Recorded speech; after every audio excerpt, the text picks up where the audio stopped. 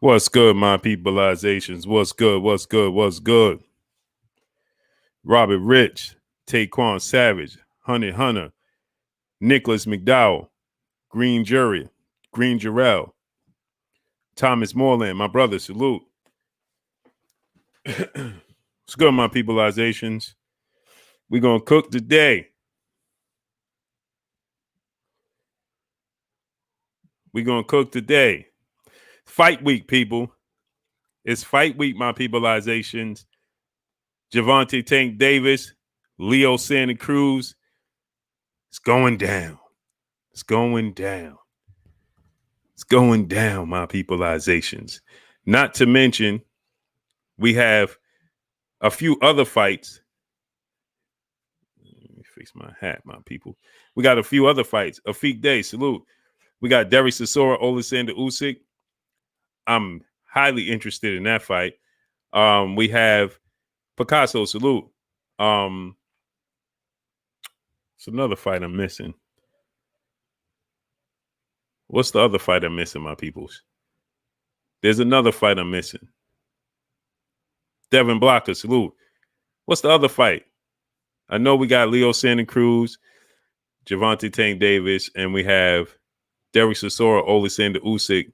But there's another fight I'm missing. There's 3 fights this weekend. What's the other fight that I'm not? It's slipping my mind at the moment. Slipping my mind at the moment.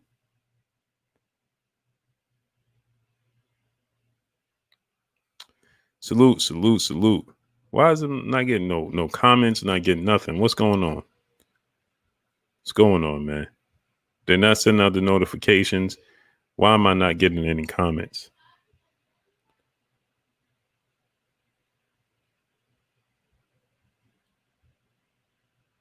Comments are not moving.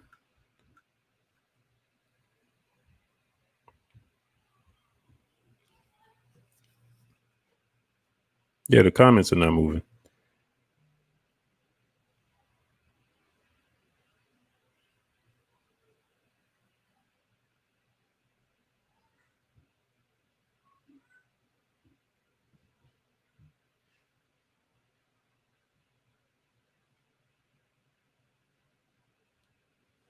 I don't know. Boxing Dad, Donald Favors, Tony Jr., salute.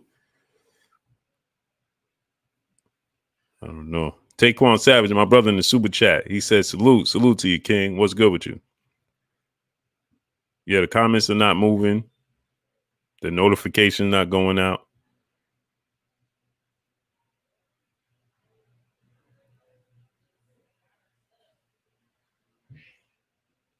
I don't know. My brother CB Sports TV, Carl Burrell, Joseph O'Bang, salute.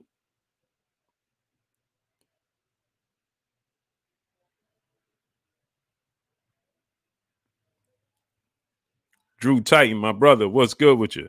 Go subscribe to my brother Drew Titan. Mr. James, salute.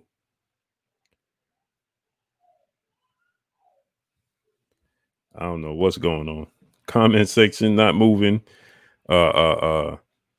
Notifications not going now.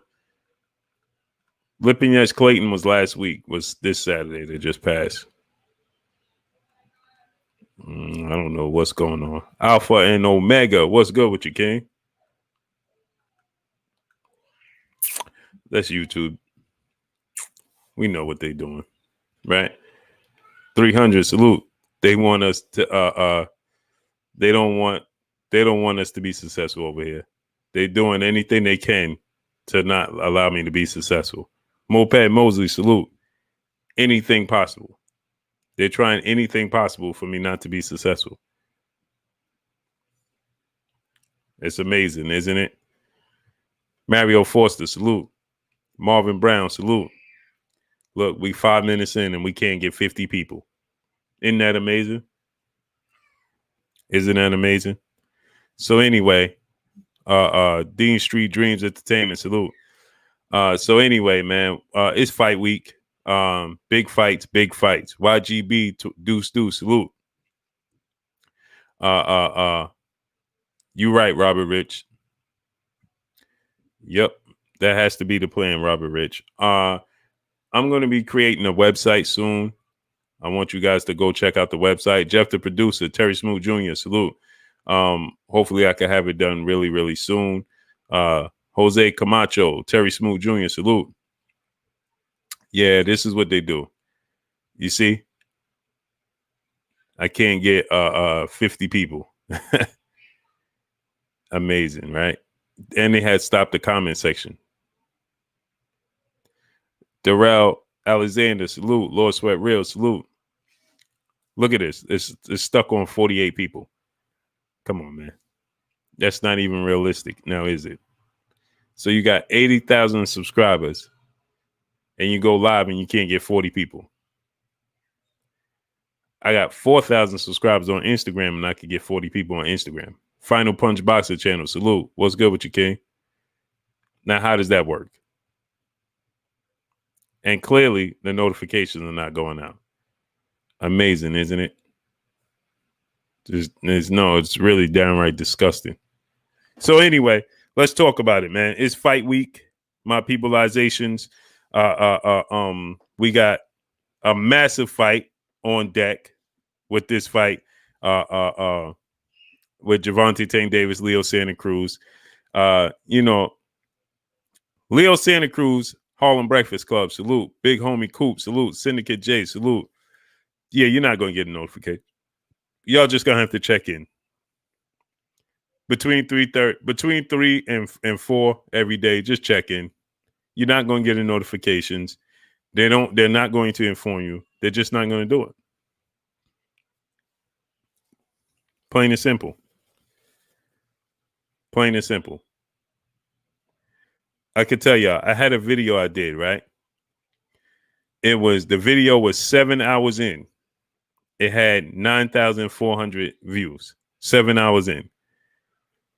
I went to sleep. I woke up 16 hours later. Guess how many views that video had?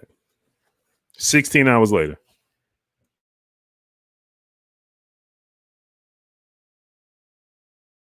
Guess. I want y'all to guess how many views did that video do? 16 hours later. So the first 7 hours, it was 9,400 views, 9,400 views, 7 hours. Now you add on what we got, 12 more hours. Ask me how many views it did.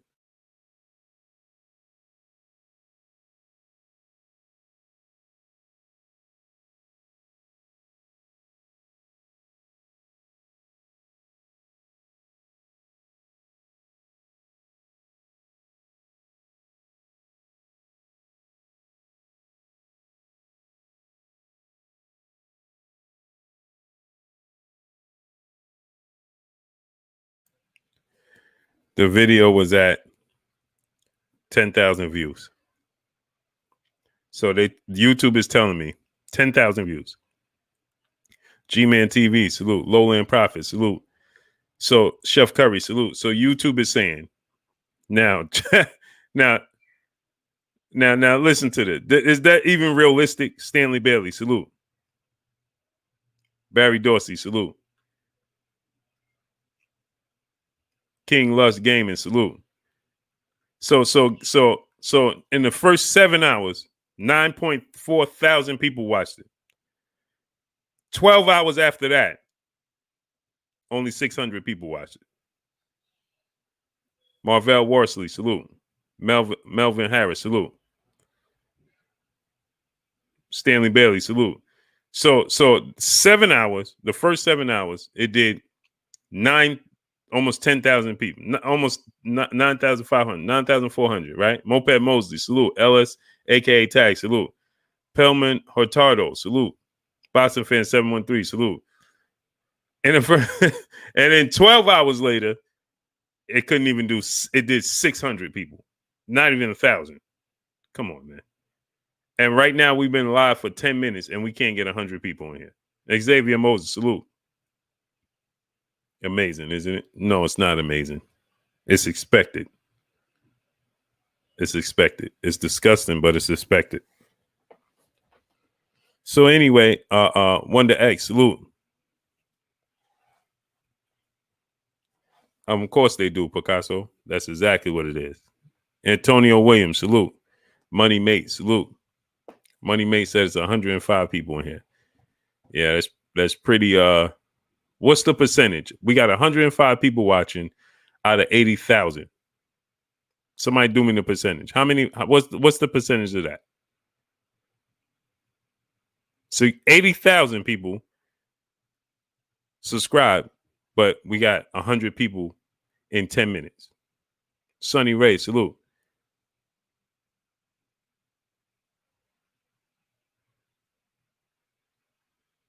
Lord Sweat Real, salute. So anyway, man. Like I said, David the Real Thomas, salute. No, they don't send out my notifications. They don't do it. They do their best to not send it out. A Wavy, salute. NBA D Nice, salute. Final Punch Boxing Channel. He said 0.1%. JC, salute. Philly Miz 215, tinted down. Sports Talk with TJ. Santos Morales, salute. Justin Williams, salute. So anyway, man. A lot of people, Elvis Henson, salute. A lot of people Joseph Obang, salute. He said that's 0.125 people. Surrett 357, Pull Counter Boston, salute. What's good? So anyway, a lot of people see Leo Santa Cruz training. They see he added some muscle mass, and so they're not even sending 1% of my people my notifications out. Not even 1%, or just over 1%. Isn't that horrible? So it takes what would take them so long? So enough, Peter, salute. So anyway, a lot of people feel like Leo Santa Cruz has a chance. I don't. Big Money, Will Latimer, salute. Ryan Ford, salute. I don't. I love Leo Santa Cruz as a person. I love him as a fighter. Great fighter. Definitely a Hall of Famer. But Leo Santa Cruz, stature is not going to allow him to be successful in this fight. Gervonta Tank Davis is just more skilled, no matter what way you slice it. All around strong, Chilltown Majors, LeBron James, salute. He said pay-per-view, 1 million viewer, Tank Davis versus Leo Santa Cruz. 1 million? No, it's not going to do 1 million. No. I hope it does, but I don't see that happening. I hope it does. It grows the sport.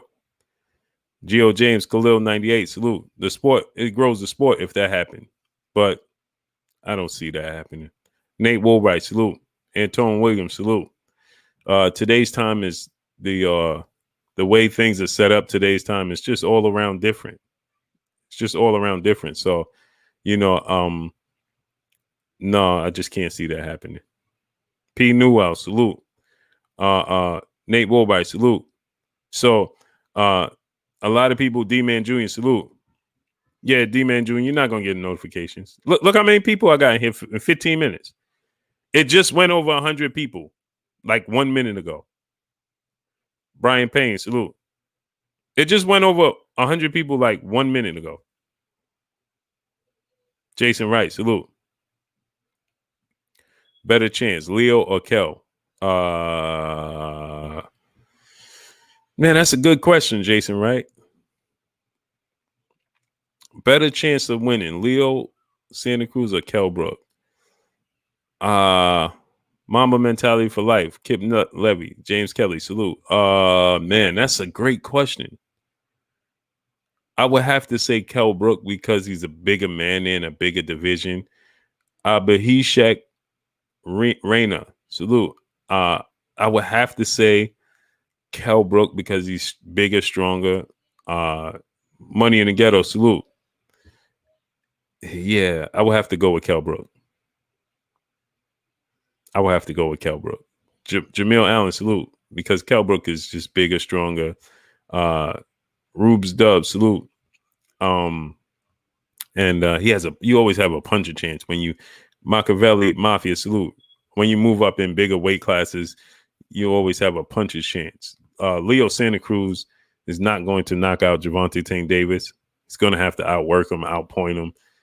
The chances of that are slimmer than Kell Brook landing a punch, and because Terrence Crawford is going to give Kell Brook opportunities. Gubs Girl 6873, salute. Said whatever. Whatever what? Rojai, salute. Chris Ray, salute. Rising Josh, salute. Sonny Ray, salute. When you have a puncher's chance, you always have a chance. Kell Brook could land something big, and Terrence Crawford is going to give him opportunities to land something big. Cam the Creator, salute. So Gervonta Tank Davis could give Leo Santa Cruz chances, and he just doesn't have the punch to knock him out with one. You know, it's just definitely Kell Brook. Dane Watson, salute. Leo Santa Cruz to beat Gervonta Davis is going to have to game plan to do this properly to successfully beat Gervonta Tank Davis. PGH Big Dog, salute. It's going to have to properly game plan and execute the game plan to its highest extent to be successful against Gervonta Tank Davis, opposed to Will Smith, salute. Jaleel Hunter, salute. The Brothers UK, salute. Opposed to Kell Brook being able to mix it up with Santos Morales, salute. With Terrence Crawford and land something big. Can Leo win a decision? Absolutely. That's his only route to winning. Is decision. Swift Cash Thor, salute. Ghetto Love, salute. His only route, in my opinion, is to outwork him and win on point.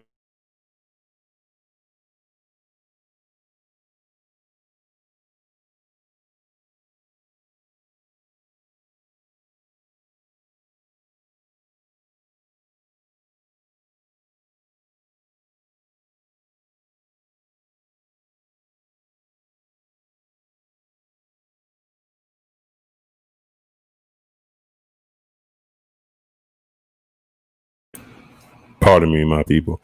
So he's gonna have to outwork Gervonta Tank Davis. He's gonna have to. That's his biggest attribute, is the fact that he has a high punch output. He has experience in big fights, and he knows what it takes to win these big fights. He knows his shortcomings, Leo Santa Cruz. He knows what he can and can't do to be successful in this fight. He knows. That's why he continues to let the world know, I cannot let him I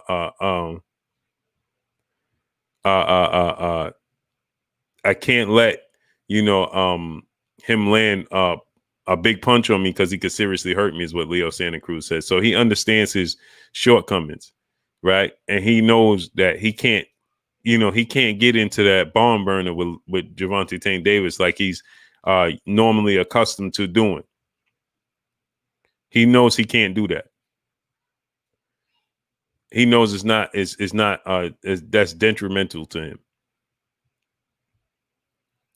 So he knows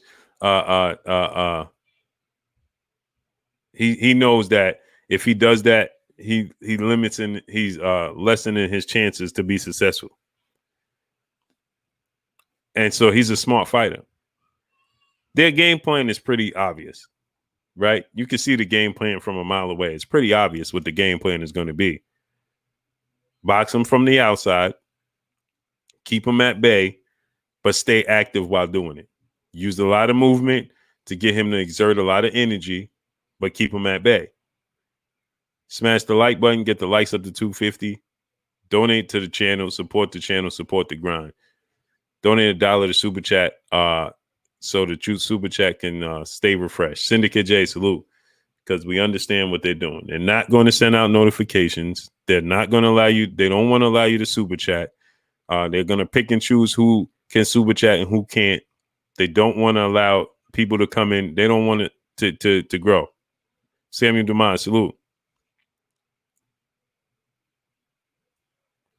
So, Samuel Demond said the whole weight drain scenario tells me that excuse me, Leo Santa Cruz camp is weak-minded. No, it's not true, good brother.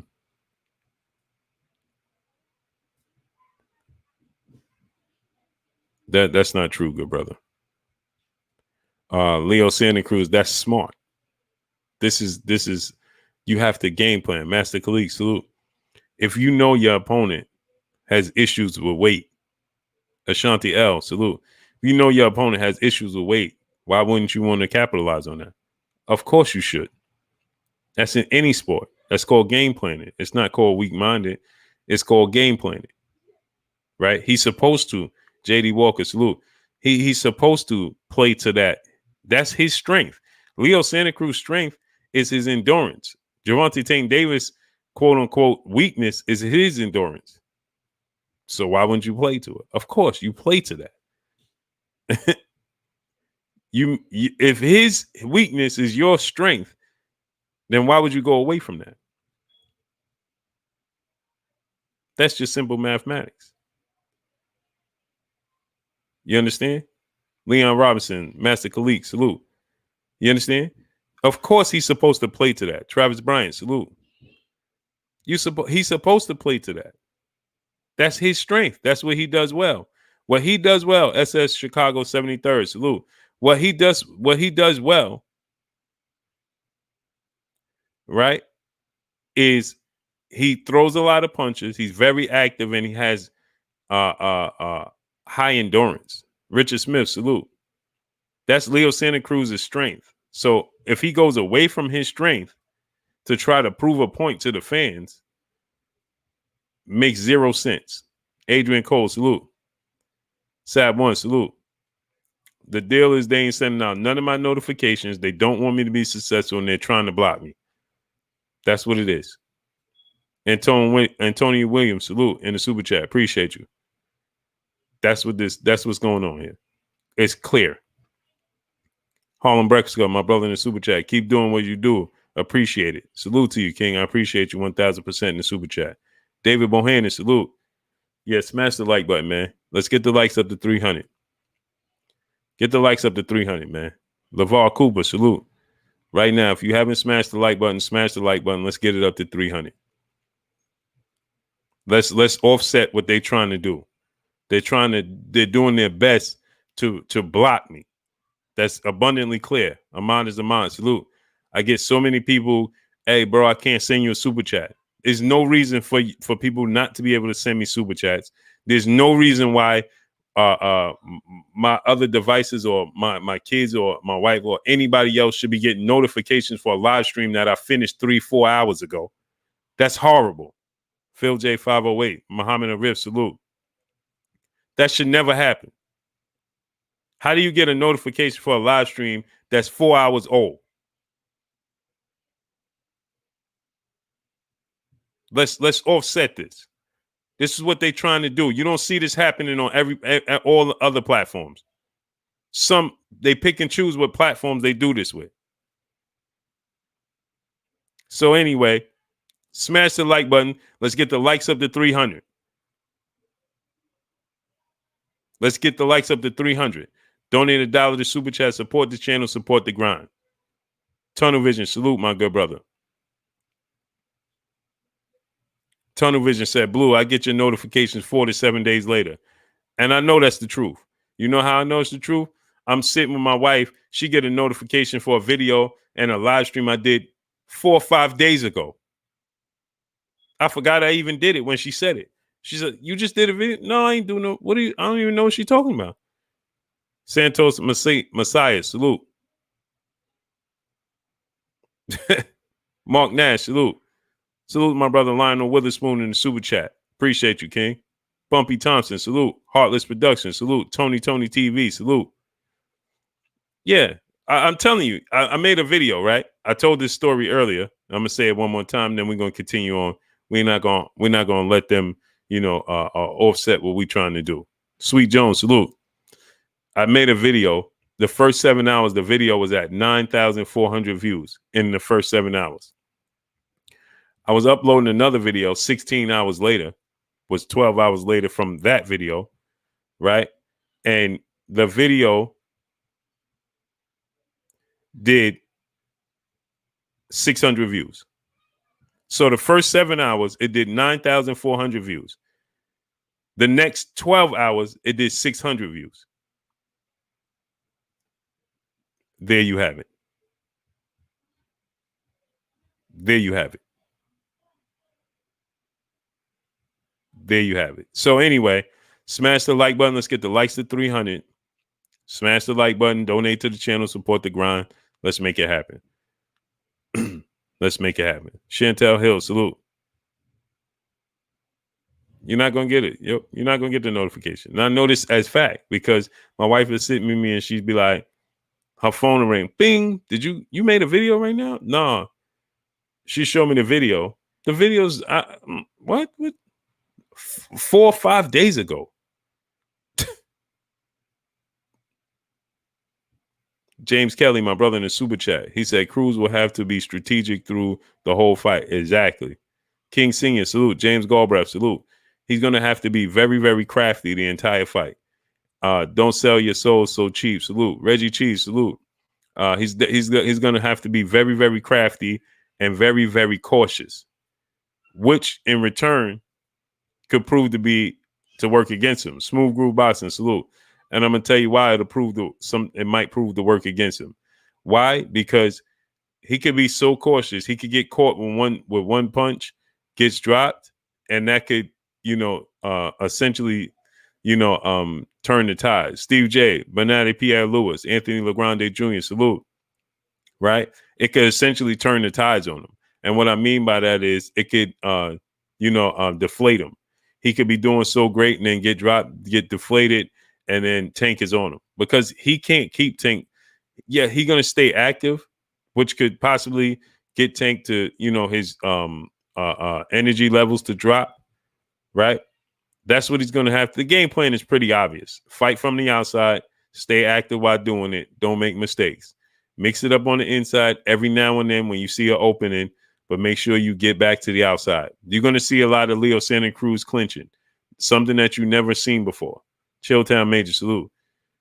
You've never truly seen Leo Santa Cruz clinch in a lot of fights. You're going to see a lot of clinching when he gets on the inside because he's the taller, rangier man, so he's able to wrap his arms around Gervonta Tank Davis. Fastlane Jones, salute.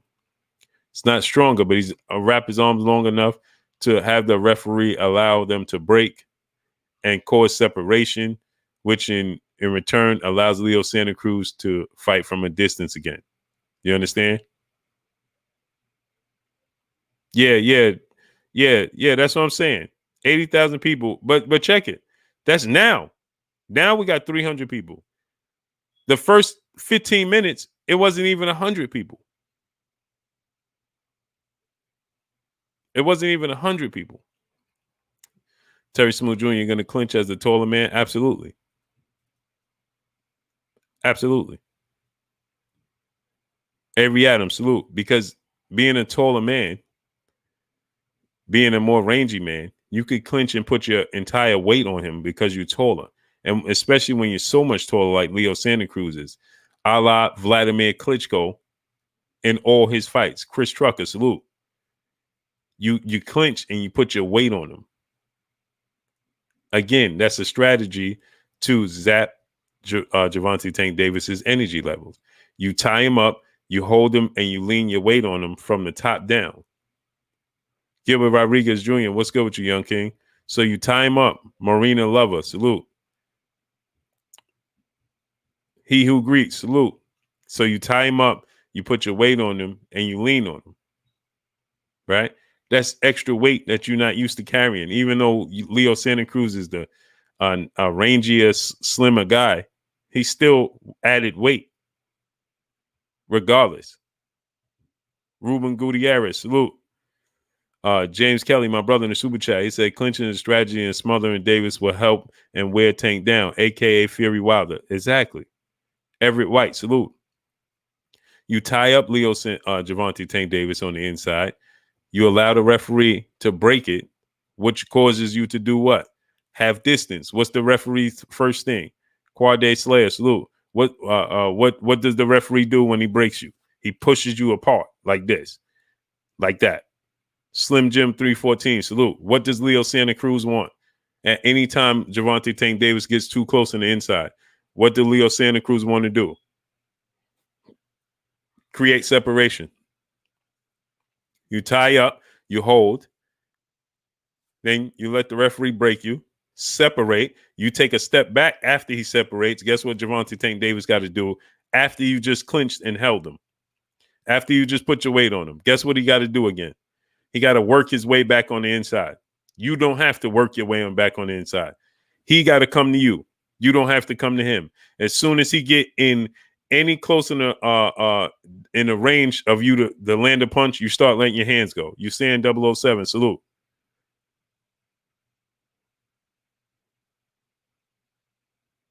You understand? Now he's at distance. Now he's at bay.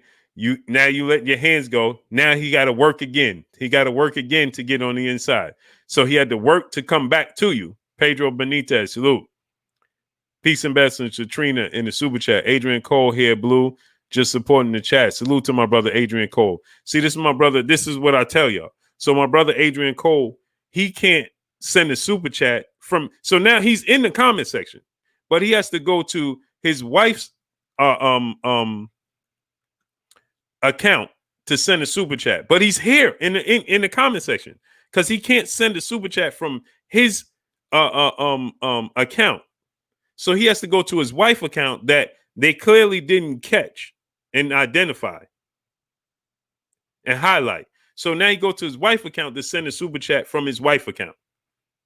But he's here in the comment section. Victor Terone, salute. Dion Folks, Ricky Chino, salute. Victor Terone, salute. Al, number 2, Brooklyn, salute. Santa Cruz will definitely give Davis his first loss. Tank ain't ready for a fight with a warrior like Leo. However, it will give Davis the experience he's going to need to continue.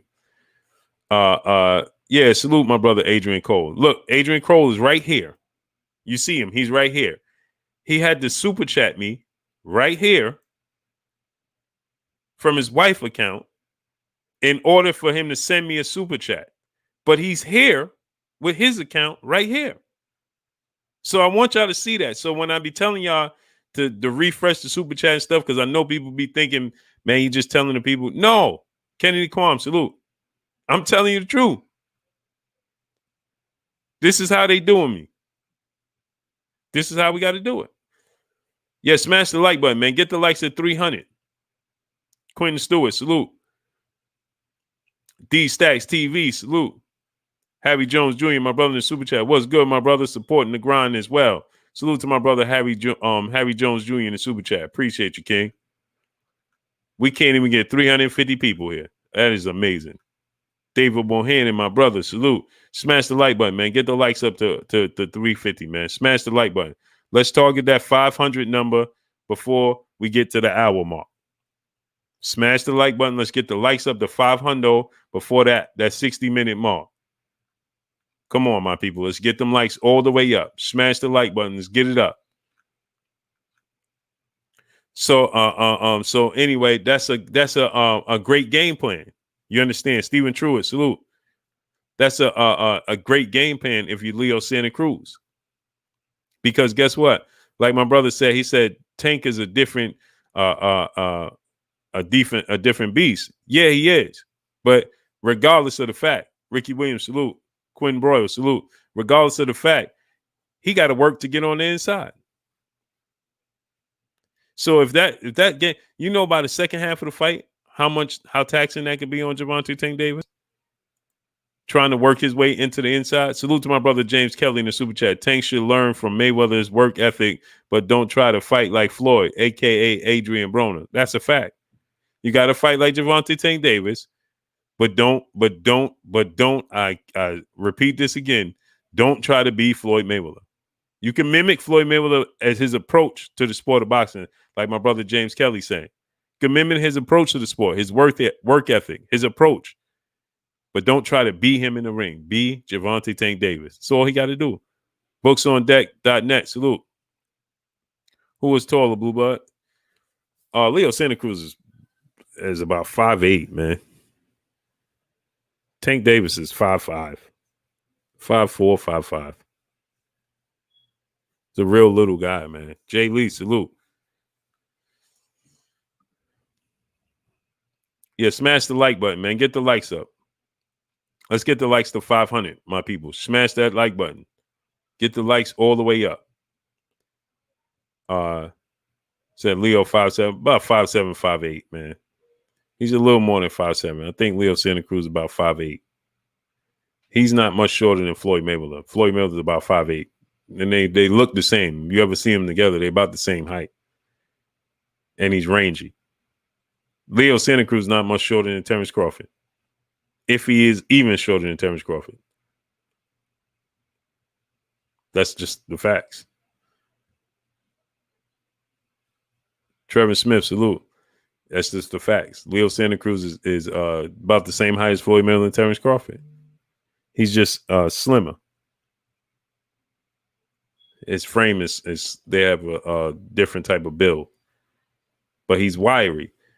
But that weight, Malachi Jackson, salute. That weight starts to take a toll on you. Trust me. Trust me. Trust me. Smash the like button, man. Get the likes up. Kendrick Watkins, salute. Let's get them likes up. How many likes we got? Keep me posted on them likes. Let's get them likes to 500 before that 60-minute mark. So anyway, yeah, man. So let's look at it from this standpoint. Bonehead Genius, salute. Tank's power would be too much for Leo Santa Cruz. I agree. I agree. He's my brother Dave Bohannon said BoxRec says Leo Santa Cruz 5'7.5". That's what I said. He's not. Floyd is about 5'8", and Terrence Crawford is about 5'8". Big BD, salute. So they're about the same height. Smash the like button, man. 242 likes, man. Listen, I'm in the stream, man. If we don't get the likes up right now to 400, I don't want to keep saying it. This is why they do it. Jerry 216 Robinson, salute. Lorenzo Diaz, salute. Smash the like button. Get the likes all the way up. Elliot Burgess, salute. Smash the like button. You didn't smash it. You know you didn't smash it. Smash it. Let's go. Let's get the likes all the way up. Corey Yellerman Jackson, salute. Blue, how do I rate Leo Santa Cruz defense? Not high. Kanal Williams, salute. Leo Santa Cruz doesn't have good defense at all. He doesn't have great defense at all. G-Man TV, my brother, salute. He doesn't have great defense. His offense is defense. That's why he have to have a different approach in this fight. Tank is 5'6". No, sir. No, sir. That would make him the same height or slightly taller than Manny Pacquiao. No, sir. Marvin Brown, no, sir. Don't sell. He said, do I really think? Of course. I just told you what they did to my video. Larry Gonzalez, salute. I just told you what they did. I told you. I put up a video. 7 hours into the video, it was at 9,400 views. 12 hours later, that same video only did 600 views. How could that be possible? Kendrick Watkins, Chilltown Majors, Terrence Bailey Sr., my brother, salute. Now explain to me, how could that be possible? It's not possible. It's only possible if they stop sending it out, if they stop making it available. That's the only way. Impossible for it not to continue past 600 views. That's impossible. It's not even realistic. King Senior, salute. It's only realistic if they stop it. It's just like when I live stream sometimes. Right out the gate, in the first minute, I'll have 200 people watching. Then it'll stay at 200 people for the next 10 minutes. That's not possible. It's just not possible. King Senior, salute. Just think about that. How could that be possible? The first minute, you have 200 people. The next 10 minutes, you got 220 people watching. How could that be possible? Antho Lockhart, salute. That's just what they do. Smash the like button, man. Get the likes all the way up. So anyway, That's just what it is. Tank is about 5'4". James Kelly, my brother in the super chat. He said Cruz has to watch Tank's footwork. Tank has to plant his feet to hit the power, aka Hopkins Trinidad. That's a fact. That's a fact. Yep, that's a fact. And Leo Santa Cruz is smart enough to do so. Yeah, don't sell. So let me tell you, my brother Adrian Cole is in here, right? He can't send me a super chat from his account. He has to use his wife's account. He's in here talking to us. Montre, salute. But he has to use his wife's account to send me a super chat. But then he goes back to his account to interact in the chat. Now, why would that be possible? Because they didn't catch her account. They caught his account. So he's somebody that's here is always donating to the channel. So they caught him to stop him from being able to do that. So he has to use his wife's account to continue to support the channel. How does that work? That makes zero sense. So anyway, yeah, Tank Davis is probably about 5'4". Leo Santa Cruz, and he's rangy. But like I said, Leo Santa Cruz is smart enough to carry out the game plan. But the difference is Gervonta Tank Davis' skill set, Pat Golden, salute. His skill set is too much. I think Gervonta Tank Davis' skill set, his abilities is going to be too much that he's going to offset Leo Santa Cruz mindset, if that makes sense.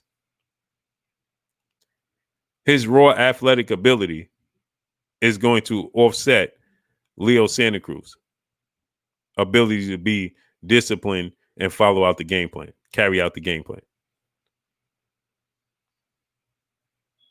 You understand what I'm saying? Lorenzo Diaz, Will Bridges, salute.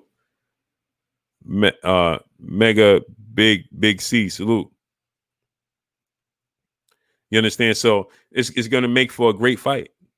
Going to make for a Damon Wester, salute. It's going to make for a great fight. Happy Monday to you too, King. It's going to make for a great fight, right? Because Leo Santa Cruz it's going to be a chess match for Leo Santa Cruz. Gervonta Tank Davis could do both. He could make it a chess match, or he could just let his physical attributes take over. That's the difference. Lorenzo Diaz, salute. Leo Santa Cruz physical attributes can't offset Gervonta Tank Davis's physical attributes, but Gervonta Tank Davis's physical attributes can offset Leo Santa Cruz's discipline.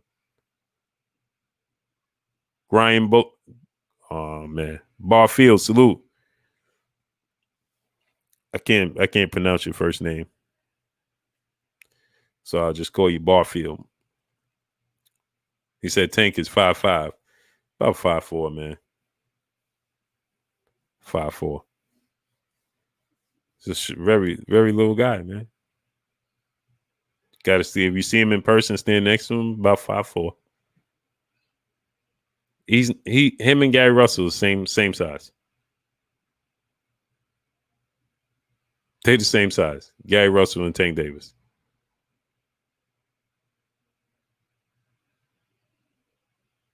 Jose Diaz, salute. Jupiter B, my brother, salute. Yes, sir. Smash the like button, man.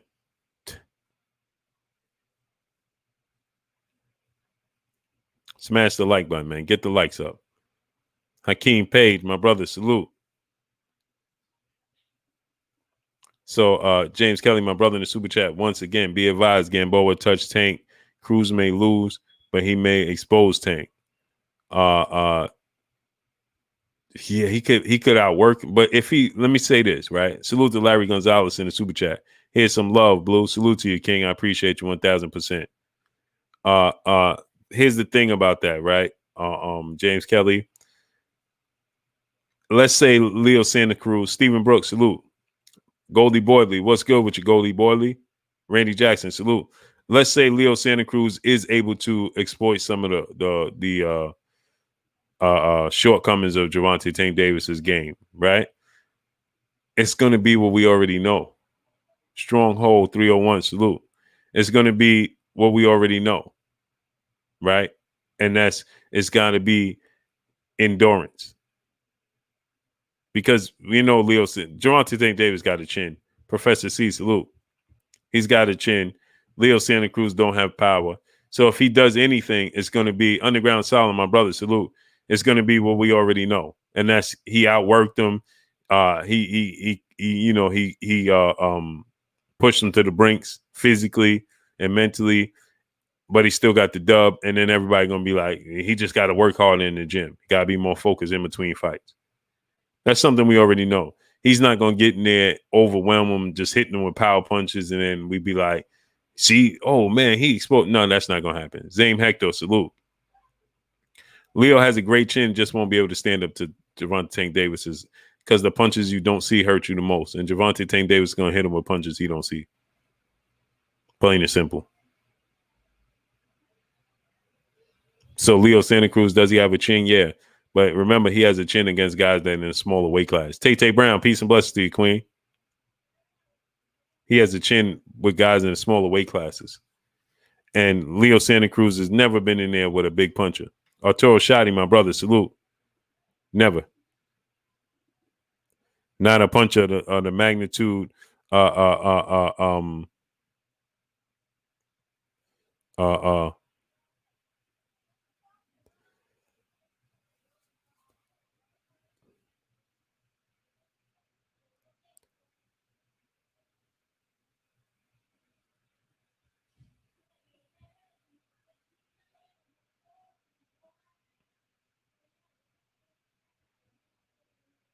Hold on 1 second, yo.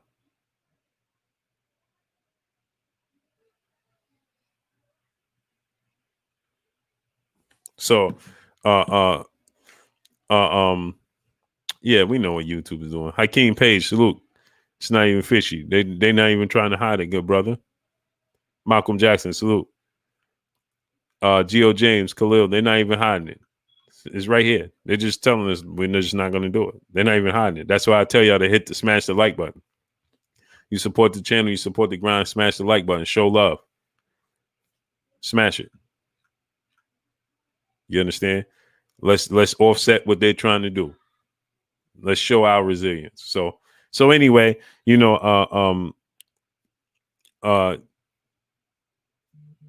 get the likes up, man. We should have 500 likes. We're going on that 500, that 60-minute mark. We should have 500 likes. Corey Yellowman Jackson, my brother, said, I stood next to Tank many times. He's barely up to my neck. Yeah, Tank is a short guy, man. I'm not the tallest guy in the world, but I'm a tower. I'm 5'10", and Tank is very short. So it lets me know. Eric R, salute. But I think that Tank Davis's ability, Khalil Muhammad, salute, is, man, it's special. He's special. Now, as far as them telling you he's going to be a pay-per-view superstar, I don't know about that. Is he special as a fighter in the ring? Absolutely. Dre Finest, salute. In the super chat, he said, just because I love you, my brother, Blue Blood, and I support what you do for us, LDBC fam. Here's something from the DMV. Salute to the DMV, man. Appreciate you, King. My brother, Dre Finest. You understand? So, Tank Davis is special in the ring, man.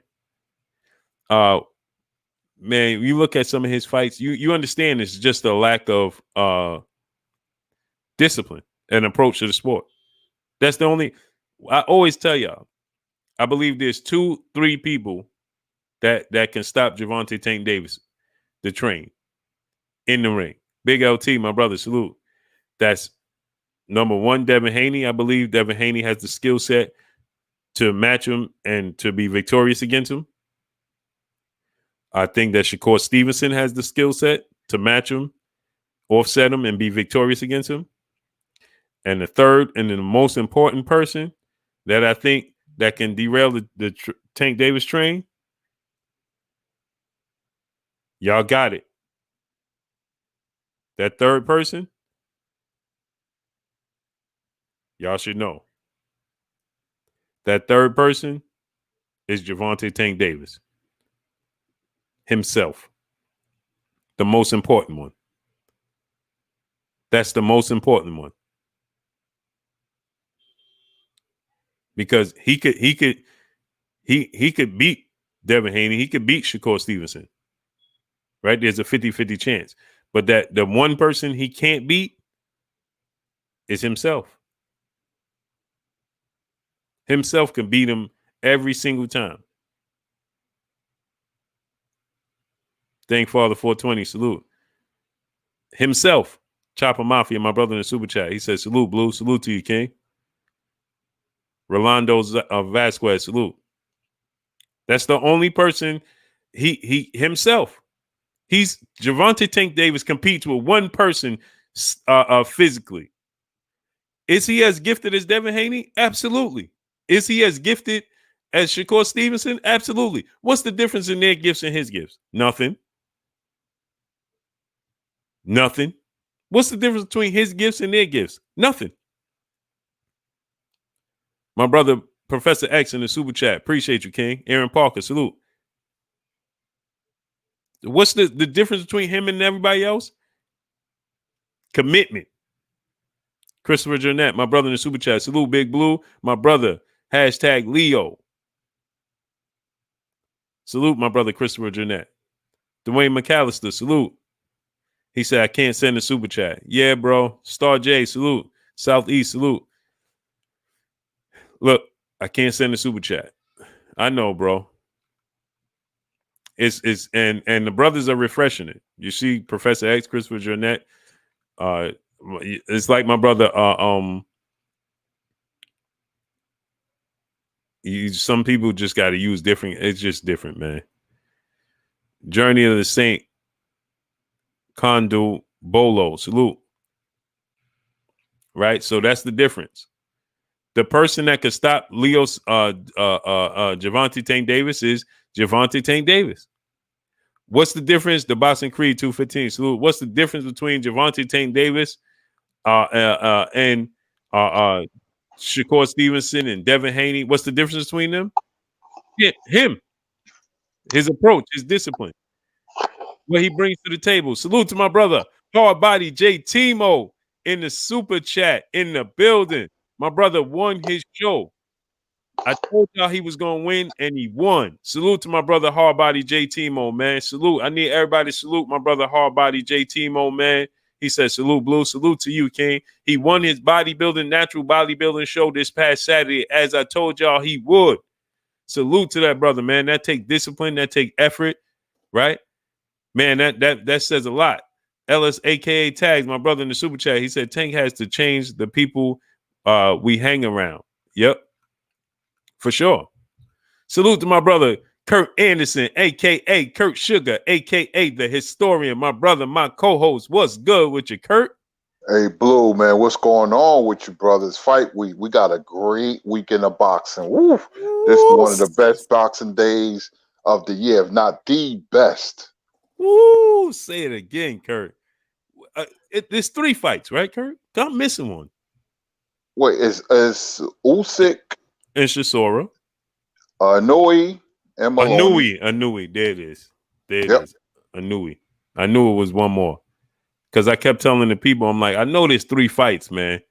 It's the Inoue fight. MZ Towards Boxing, salute. Man, because I kept telling people, I'm like, we got 3 big fights, but I can't. I'm stuck on Chisora. Hey, Kurt, I'm more intrigued to see the Chisora Usyk fight than any of the fights. Now, the namesake wise, obviously Leo and Tank are huge names, you know. So namesake, for them to see them share the ring together means a lot. But just as a hardcore boxing fan in me, and knowing what Derek Chisora brings to the table, I think this is the toughest fight. Do you think this is the toughest fight Usyk's been in? Most definitely, because Chisora, he got a lot of losses, but he could punch. If he comes in shape and determined like he did against Dillian White, then we're going to have some high drama, because I don't think Usyk can take a good shot from a big heavyweight like Chisora. Chisora can crack. I just want him to have the mindset like he did against Dillian White, and that fight could be very, very interesting. Very interesting. Mm-hmm. Jelly Domino, salute. Domino, salute. Combo Breaker 99, salute. Yeah, Kurt, man. Smash the like button, my people. We should have 500 likes. Smash the like button. Get the likes to 500. Yeah, I love that fight, man. And you know why I like that fight so much, Kurt? Is because before the fight was made, I was like, man, after he beat Witherspoon, I was like, I want to see him in Chisora. S.TV, salute. Even before that, before the Witherspoon fight, I was saying, man, I want to see him in Chisora. Homie Ham, salute. Joe Ferguson, salute. Smash the like button, peoples. Let's get the likes to 500. Smash the like button. Get the likes to 500, my peoples. Smash it. My brother Curtis Hunt, big bro, in the super chat. He says, salute, Blue. Love the grind. Hashtag HOBC, House of Boxing Champion. Salute to my brother, my big brother Curtis Hunt, in the building in the super chat, and his lovely, beautiful wife, man. Love y'all. Yeah, Kurt, man. I definitely called this before they made the Witherspoon fight. Remember, they was looking for an opponent for him, and I was saying, I really want this fight between him and Chisora. That's a great test to me. It's him and Derek Chisora, and you know, he beat Witherspoon. Witherspoon just, you know, he retired on the stool, but he didn't put up much resistance. But even there was little telltale signs in that fight. James Kelly said, I missed the super chat. Did I? Oh, sure did. Sure did. Salute James Kelly in the super chat. He said, though Floyd Mayweather is helping Tank's trainer work Tank over briefly in sparring to let him know at 54 years old to keep him humble. Yeah, he did. Yeah, he did. And he told him, after that, right? He said, you know, you let your hands go on the heavy bag. You was hitting me harder than you hitting the heavy bag. Let your hands go. Salute to my brother Jay Walker, 214 in the super chat. Blue, salute. Tank will come out on top. We will see a Tank we haven't seen. Yeah, I agree with you. I think that we're going to see, I believe it's the Pedraza version. You know, when he trained with Kevin Cunningham down in Florida, that was the best version of the Tank we ever saw. Came to win. Mark Poole, salute. That was the best version of the Tank we ever saw. Now I want to ask you this, Kurt. General Squad, salute. Smash the like button, my peoples. Get the likes to 500. Let's get the likes to 500 right now. If you haven't smashed it, smashed it. Let me ask you this, Kurt. This is one thing I didn't like. I don't like this. He's been wearing the sauna suit for 12 weeks, Kurt. 12 weeks he's been wearing that sauna suit. He's been wearing the sauna suit since I went to Vegas. That was, what, July? Right? No. What was that? When did I go to Vegas? In September? Was it late August? I thought it was August. It was August, right? Yeah, I think it was August. Yeah. He was wearing the sauna suit then. He's wearing the sauna suit then, Kurt.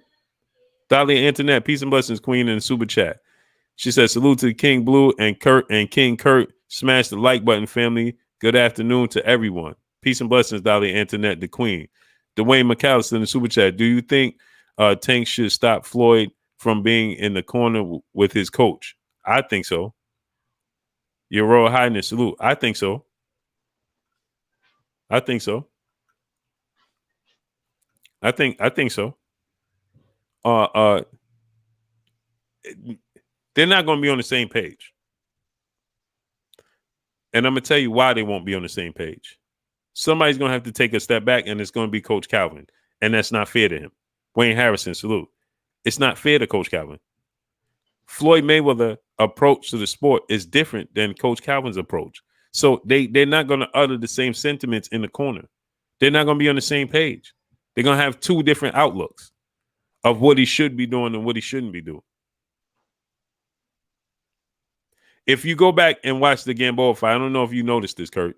If you go back and watch the Gamboa fight, Coach Calvin is yelling instructions from the corner, right? And they flash, and you see where the photographers are at the ring, right, Kurt? Floyd Mayweather is in between the photographers banging on the ring. Devin Blocker, salute. And yelling out instructions. Well, I'm going to say this. I know Coach Calvin Ford, we interviewed him and Coach Kenny Ellis, but he's going to keep his thoughts to himself. As a trainer, you don't want no conflict of interest. You don't want no distractions. If he's the head trainer, he's the head trainer, but Floyd using his influence and power to supersede that. I caught that. I also catch when Tank is sitting down and Coach Calvin says something, and then Floyd will say something. You can see Tank turn his head and looking at Floyd outside the ring. I never like two trainers talking at the same time. Lou Duve and Georgie Benton used to do that with Purnell and the other fighters. It's just like if you got two quarterbacks, you got none. Exactly. If Calvin Ford is the head trainer, let him be the head trainer. Floyd is so worried about this fight because he wants Tank to be on his level. And I did catch the Sworn in Suit Blue, and that's not a good sign. You know, up until now, I see a different Tank. I know he's in shape. Will he be drained? I want to see the performance on Saturday night so bad. If Tank is sharp, then he's out in the clear. But if he's not, and I like Santa Cruz, nice personality, good family. You know, I wish his father the best. But Tank should handle Santa Cruz. If he can't beat Santa Cruz, he can't beat a lot of people. Exactly. Aaron Jones. Come on, good brother. He said Floyd been in Tank's corner. Aaron Jones. Brother, stop. When you seen Floyd in this corner, I'll wait. You ain't see Floyd in this corner, brother. Stop it. Fighting quads, my brother. Salute. What's good with you? Where you been at? Floyd Mayweather was not in his corner. When Floyd Mayweather has been in his corner? James Kelly, my brother in the super chat, he said, I heard Coach Calvin tell Floyd Mayweather, I got it. Man. I got it. Yeah. Be that bitch. Peace and blessings, Queen. You ain't see that. Where you saw that at? Where you saw that at? Chris Trucker, my brother in the super chat, my fault, family. I said Frampton dropped Leo when actually he staggered him. My fault. My brother Chris Trucker in the super chat. I didn't even see where you said that, King. Pardon me. Smash the like button. Get the likes to 500. Diamond Moore, salute. Steve Taylor, salute. Trey Brown, salute. He said Floyd has always been in his corner. Then he put shaking my head. When? Where? I served 88, salute. Where? Hairline 1000, salute. He wasn't even in his corner. I just told you. When he fought Gamboa, he wasn't in his corner. He was by the photographers standing on by the apron underneath the bottom rope, looking from underneath the bottom rope, looking up. He wasn't in his corner. Muggsy 23rd, salute. 23, salute. So when did you see this? I don't understand where people be getting this stuff. Snacks B, my brother, salute. Where? When? When does this happen? What fight? What fight was he in his corner? He wasn't in his corner when he fought for Don B, salute. Mr. 6'7", salute. Who was that he fought? When Floyd fought Conor McGregor. He wasn't in his corner then because Floyd was fighting. Cesar Castro, salute. What's good with you?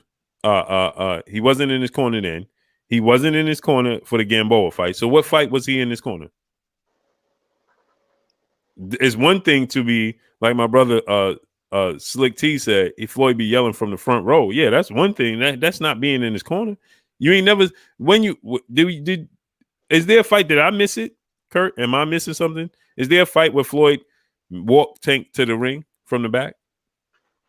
No, Floyd is just always in the front, yelling and stuff like that. No. Right. He's not in his corner. Cesar Castro, salute. Kashif Dixon, salute. Chef Curry, salute. Smash the like button, man. Get the likes to 500, my people. Let's get them likes up to 500. So no, that's not the case. Aaron Jones, my brother, you just made that up, good brother. Sounded good though. Hey man, Floyd always been in his corner. Yeah, when? Jay Reed, salute. That sounded good though. But that ain't never had. That wasn't the case.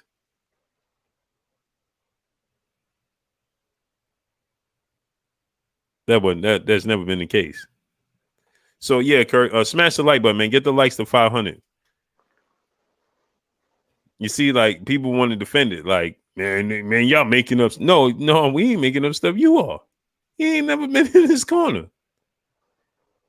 Now we seen him. He was training him. See. I said this, right? When Floyd was training Devin Haney and all of that was coming out, and everybody was, had the boxing world in a tiffy, right? I said that he did that on purpose, right? Floyd Mayweather does everything calculated. Rocco 3, salute. Hairline 1000, salute. He does everything. He's always calculated with everything he does. 390 likes. Get the likes to 500. We passed the 60-minute mark. We should be at 500 already, right? So he does everything calculated, right? So Floyd Mayweather did that and kept putting it on via social media because he's been campaigning for Gervonta Tank Davis to pack up shop and relocate to Las Vegas so he can have more of an influence, he can be more involved. He's not going to travel all the way across the country to Baltimore to be involved with Gervonta Tank Davis's training camp. He's not going to do it. He's not, because that uproots him. But if Gervonta Tank Davis packs up, relocates to Ragnar, salute, relocates to Vegas, guess what? Floyd Mayweather he ain't got to be there every week, every day, but he gonna be at his gym, and Floyd Mayweather gonna come in that gym maybe 2-3 times a week, and he gonna have say-so and tabs. He can't do that from Baltimore. He don't know what Tank Davis is doing in Baltimore. Plain and simple. This was a move from Floyd Mayweather. My brother Bish, be megastar, salute. Pugilist Shiznit, salute. This was a move from Floyd Mayweather. Hey, Kurt, he moved Gervonta Tank Davis and his entire team, sparring partners, stable mates, everybody. Calvin Ford has completely moved his gym to Vegas right now, pretty much. Because Floyd wants Tank there. Joe Davis 2310, salute. You see what I'm saying, Kurt? So he relocated Calvin Ford because Tank is loyal. Have you ever seen that before, Kurt? Not really. Not that I can recall. When Floyd had so much influence and power in boxing that I kind of wondered, and I was like saying to myself, I don't think they're in Baltimore anymore. I just felt it, because Floyd is really worried about this fight. He's worried about the mindset of Tank, and I don't think, this is my own opinion, not the opinion of the show. My own personal opinion, he doesn't have a lot of confidence in Calvin Ford. Mm-hmm. That's my opinion.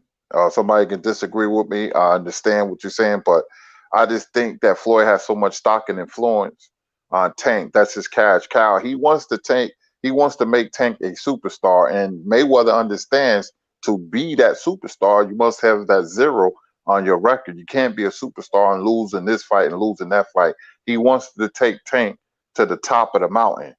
So this is the first fight where he really has to fight because Santa Cruz is going to come to fight. So we all know Tank can fight, the chat, but it takes more than skill. It's the intangibles I wonder about Tank. Where's his head at? Did you see that part in training camp where, I don't know, there was just a minor conflict and Tank seemed so bothered? Yeah, and he draped his head over the ropes. I said, no, Tank, no. Mm-hmm. Let me tell you something, right? Salute to Shank, salute to Taven Jordan, Stormy B, man. What's good with you, Stormy? The truth, salute. Stormy, I'll send you a link if you want. I serve 88. King singing, salute. and this is something that I didn't like this when I saw this from Tank in training, right? D Hodges, salute.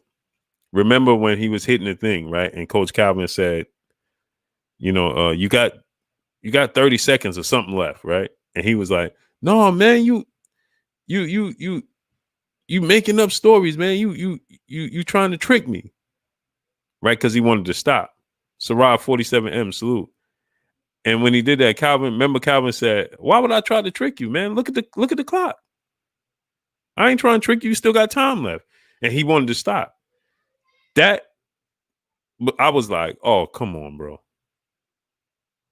Because that's a sign of like well, first, I don't understand why you even paying attention to that clock. Westside 8th and salute. Justin Hawkins, salute. You understand what I'm saying, Kurt? Why are you even paying attention to that clock when you at this level that Tank Davis is at? Imagine Floyd hitting. You know when Floyd hit the heavy bag and what was the guy name? His cut man.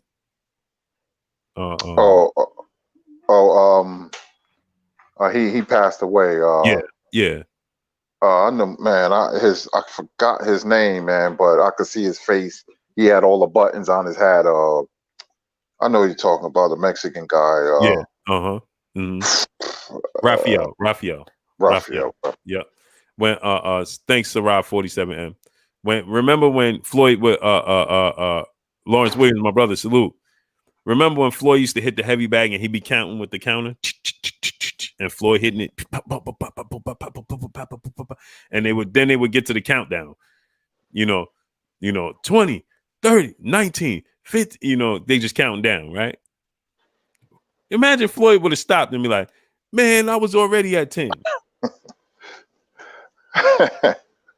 You understand what I'm saying, Kurt? It's like Phyllis Trinidad, salute. You understand what I'm saying, Kurt? Like imagine him stopping, and just being like, man, that was enough, man. You trying to trick me with the time, like that along.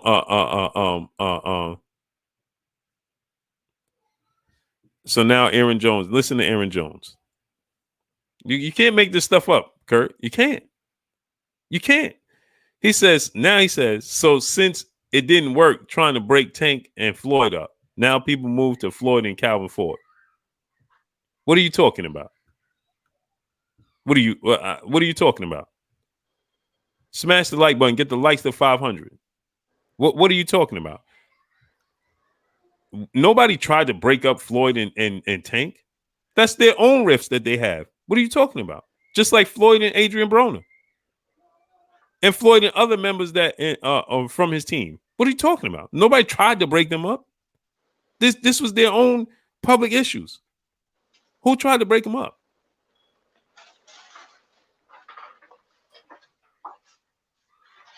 I'm confused. Tank was the one saying that Floyd wasn't putting his best foot forward and wasn't doing what he's supposed to do. That was Tank saying that about Floyd. Adrian Broner's issues with Floyd was public. What are you talking about? Nobody tried to do anything. And we're just stating the obvious. Clearly.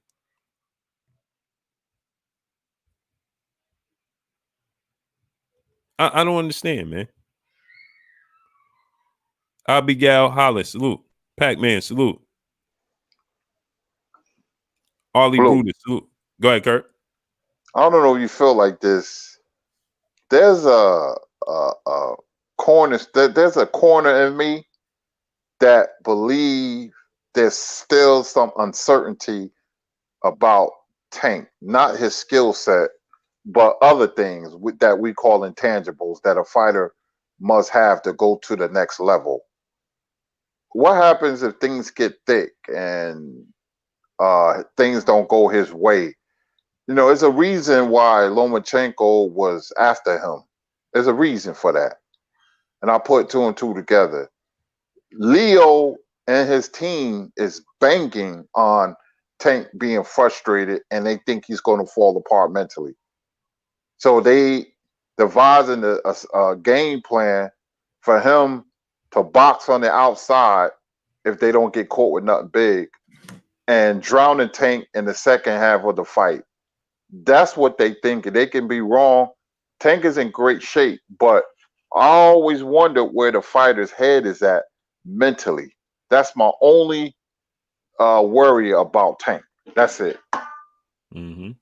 My brother, I am Ill Will. Salute. Go subscribe to my brother, I am Ill Will, in the super chat. He said, cutting grass, but tuning in, Blue and Kurt. Salute. Salute to you, my brother. Go subscribe to my brother, I am Ill Will. Chris Truck in the super chat. He said, Calvin put too much into Tank for that type of disrespect. It's facts. So I don't understand, man. Frequent flyer RC, salute. Is nobody's trying to break them. I don't want them. Why would anybody want them to break up? Nobody wants them to break up. We want them to stay together. I want them to be as successful as possible. He had Tank all his life. Right. So you're gonna act like you didn't see what was going on when Aaron Jones, you saying it's really not that big deal, but you the one saying this. I don't get it. Real McCoy, my brother, salute. You saying that people are trying to break them up and trying to you so Aaron Jones, you saw nothing that was taking place. That's what I want to ask you.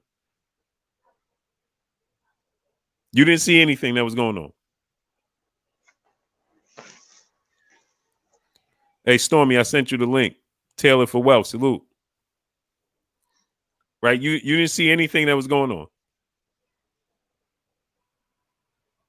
He said, it's no obvious, LOL, how when they're not saying the word. All right, brother, I'm not going to. All right. Okay. They didn't say a word, huh? So never mind. I'm not even gonna go into it. Pointless. So anyway, yeah, Kurt, man. So back to the sauna suit situation, man. Just for health reasons, that's just not good. You know what I mean? He says if Haney was in tank position, it would be all peaches and cream. Yeah, you know why it would be peaches and cream? I'm glad you said that. You know why? You know why, Aaron Jones? Because nobody has to tell Devin Haney to get in the gym. Devin Haney ain't ballooning up in weight in between fights. Devin Haney approach to the sport is just like Floyd Mayweather's. So yeah, you're right. It would be all peaches and cream. So yeah, you're right. And guess what? Devin Haney grew up in the Mayweather gym since he was 5 years old, training with Floyd Sr., Roger Mayweather, and Jeff Mayweather. So yeah, you're right. It would be all peaches and cream. Now come again. So now try again. Nice try, but try again. So yeah, it would be all peaches and cream. But you indicated that to try to say that I favor Devin Haney. That's what you was trying to indicate. But you made a mistake. Good try, but try again. So now let's try again. Now try again. Yeah, it would be all peaches and creams. Because guess what? Devin Haney work ethic and his approach to the sport is eerie similar to Floyd Mayweather. So it's Dre Spector, salute. So it's the same work ethic. So why would there be any why would there be any kind of clash or conflict? There wouldn't be. Because when Floyd Mayweather go to the gym, he gonna be there already. When Floyd Mayweather, he ain't gonna have to tell him to come switch training camp. So there won't be anything. My brother Money Brown TV, salute Money. Go subscribe to my brother Money Brown TV. Smash the like button. Get the likes to 500, my peoples. So there's a difference.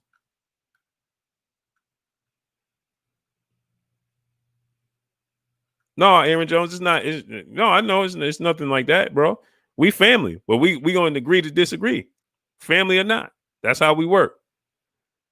Just because we family, don't think you ain't gonna get this work though. Oh, for sure.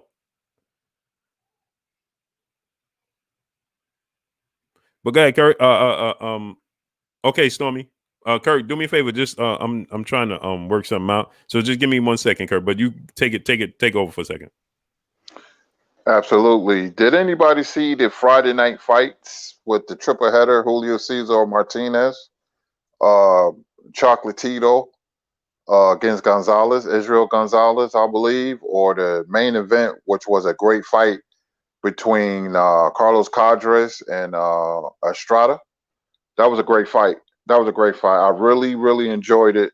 It was a good triple header, and expect Estrada to fight Chocolatito early next year, maybe March or April, the first quarter of the year. They was working on that fight before they fought different opponents. That was a great fight. Cadres, man, he showed a lot of heart, and Estrada as well. Great fight, back and forth. They both knocked each other down. Cadres just ran out of gas because of the punishment was the key, and he took Cadres into the late rounds. Then he drowned them. He stopped them. Great fight by Estrada. Cadres showed a lot of heart. I really enjoyed it. Uh, the Julio Cesar Martinez fight, it's three fighters that I like because they're aggressive, and I like to see aggressive fighters. That's Martinez, Navarrete, and Burchelt. They throw a lot of punches, a lot of punches. Sometimes they throw caution to the wind. Defense is not an option, and they just go for it, and that's what I like. And if Custio Clayton, who fought Sergey Lipinets, was more aggressive, he would have won the fight going away because he's better than I thought. Because I seen him when he was young, so he improved greatly. It was a good showing, but it could have been better. It was very submissive and passive. He was on his bicycle. All he had to do was back up Sergey Lipinets, and he would have won the fight easy. He has a beautiful jab, to the stomach. He was popping Sergey with it. Uh, all he had to do was be more aggressive, and but he was happy fighting off the back foot and letting Sergey, take the fight to him. Sergey can't fight backing up like that. So with that jab Custio had, Custio would have won that fight going away. But I want to hear more from Clayton. I believe if he work on some things, be more aggressive, go for broke. He's a good fighter. He come a long way. He fought amateur. He fought Spinks. He fought Spence in the amateurs, I believe. And Custio has some skills. Beautiful jab, and he's quicker too. So I saw when he was early. I picked Lipinets to win, but it was a draw. I had Clayton on my cards. I thought he won the fight. I would like to see him fight more. Clayton. Lipinets, very stale performance. I'm not saying his best days are behind him. Maybe it was the style of fighter he was in the ring with. Maybe it was rust. I don't know. But let's see how Sergey Lipinets look in his next fight. Against a top tier opponent. But this Saturday, it's going to be a great day of Halloween, man. I mean, Usyk and Chisora, Inoue, Maloney, and of course, Tank and Santa Cruz, and you got on the undercard, Prograis is on the undercard, so I want to see how he looks. It's be a great weekend of boxing. Great weekend of boxing. This is probably be the best day of the year for boxing. Great fights coming up. But Clayton, I would like to see him with another trainer. This is first time fighting in America. I truly believe that he will be even better if he gets another trainer. But that trainer been with him for a while. But I just like to see him fight more aggressive instead of passive, moving away, because him being a foreign fighter for Canada, he was not going to get the decision. I thought they was going to give it to Lipinets, to be honest with you, because he just was on his back foot using the ring a little bit too much. You have to be aggressive. I like aggressive fighters like Aaron Pryor. I like the guy to take the fight to you, so you don't leave it in the judge's hands like Marvin Hagler, the second part of his career. Like I said, Aaron Pryor, I love to see him train. I love to see him go after people. He was a maniac on the loose, knocking people out. His whole mindset was like, I'm going to box you, but I'm coming to knock you out. That was Aaron Pryor. And fighters Today, some are more aggressive. Like I just mentioned, Julio Cesar Martinez, who throws a lot of punches. He just overwhelms you. He'll run you right out the ring, and you have Emmanuel Navarrete is another one. He just throws a ton of punches. He changes the trajectory on his punches. Miguel Berchelt is another one. He throws a lot of punches. If you're not a master boxer or really, really good boxer, then you're going to have problems with those kind of fighters because they're there to win, and they're determined and they throw a lot of punches. As you thinking, they're punching. So I can't wait. I can't wait this Saturday. We done seen 3 good fights. Baranchik, Zepeda, Salcedo, and Barbosa, Cadres, and Estrada.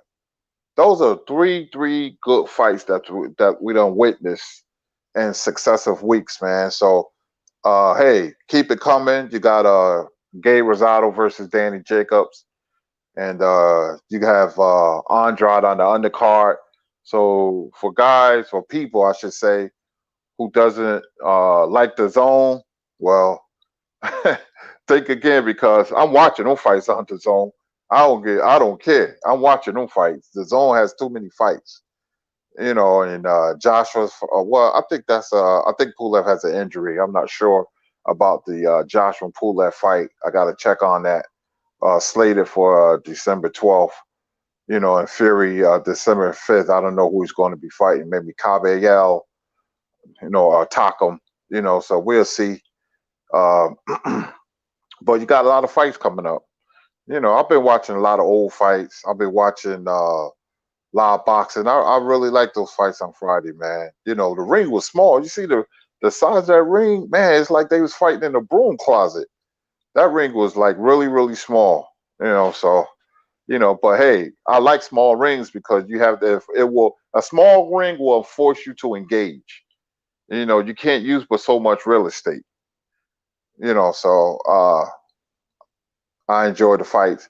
But I was impressed by Chocolatito's opponent, Israel Gonzalez. He was boxing. He was trying to fight off the back foot. He just didn't have the power to keep Chocolatito honest. But he could box. He was better than I thought. And I was like, man, that guy got some skills. He just wasn't strong enough.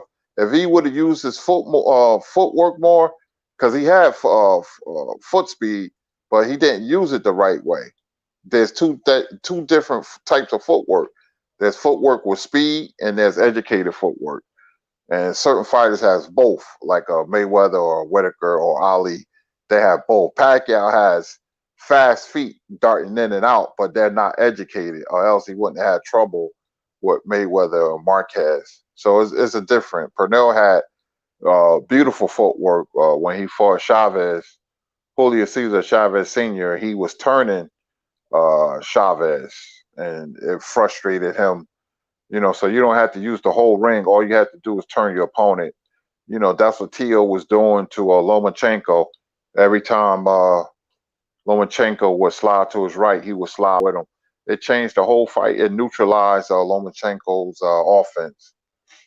So there's little subtle movements that people don't pay attention to in boxing that can make a world of a difference. That's why I love the sweet science of pugilism.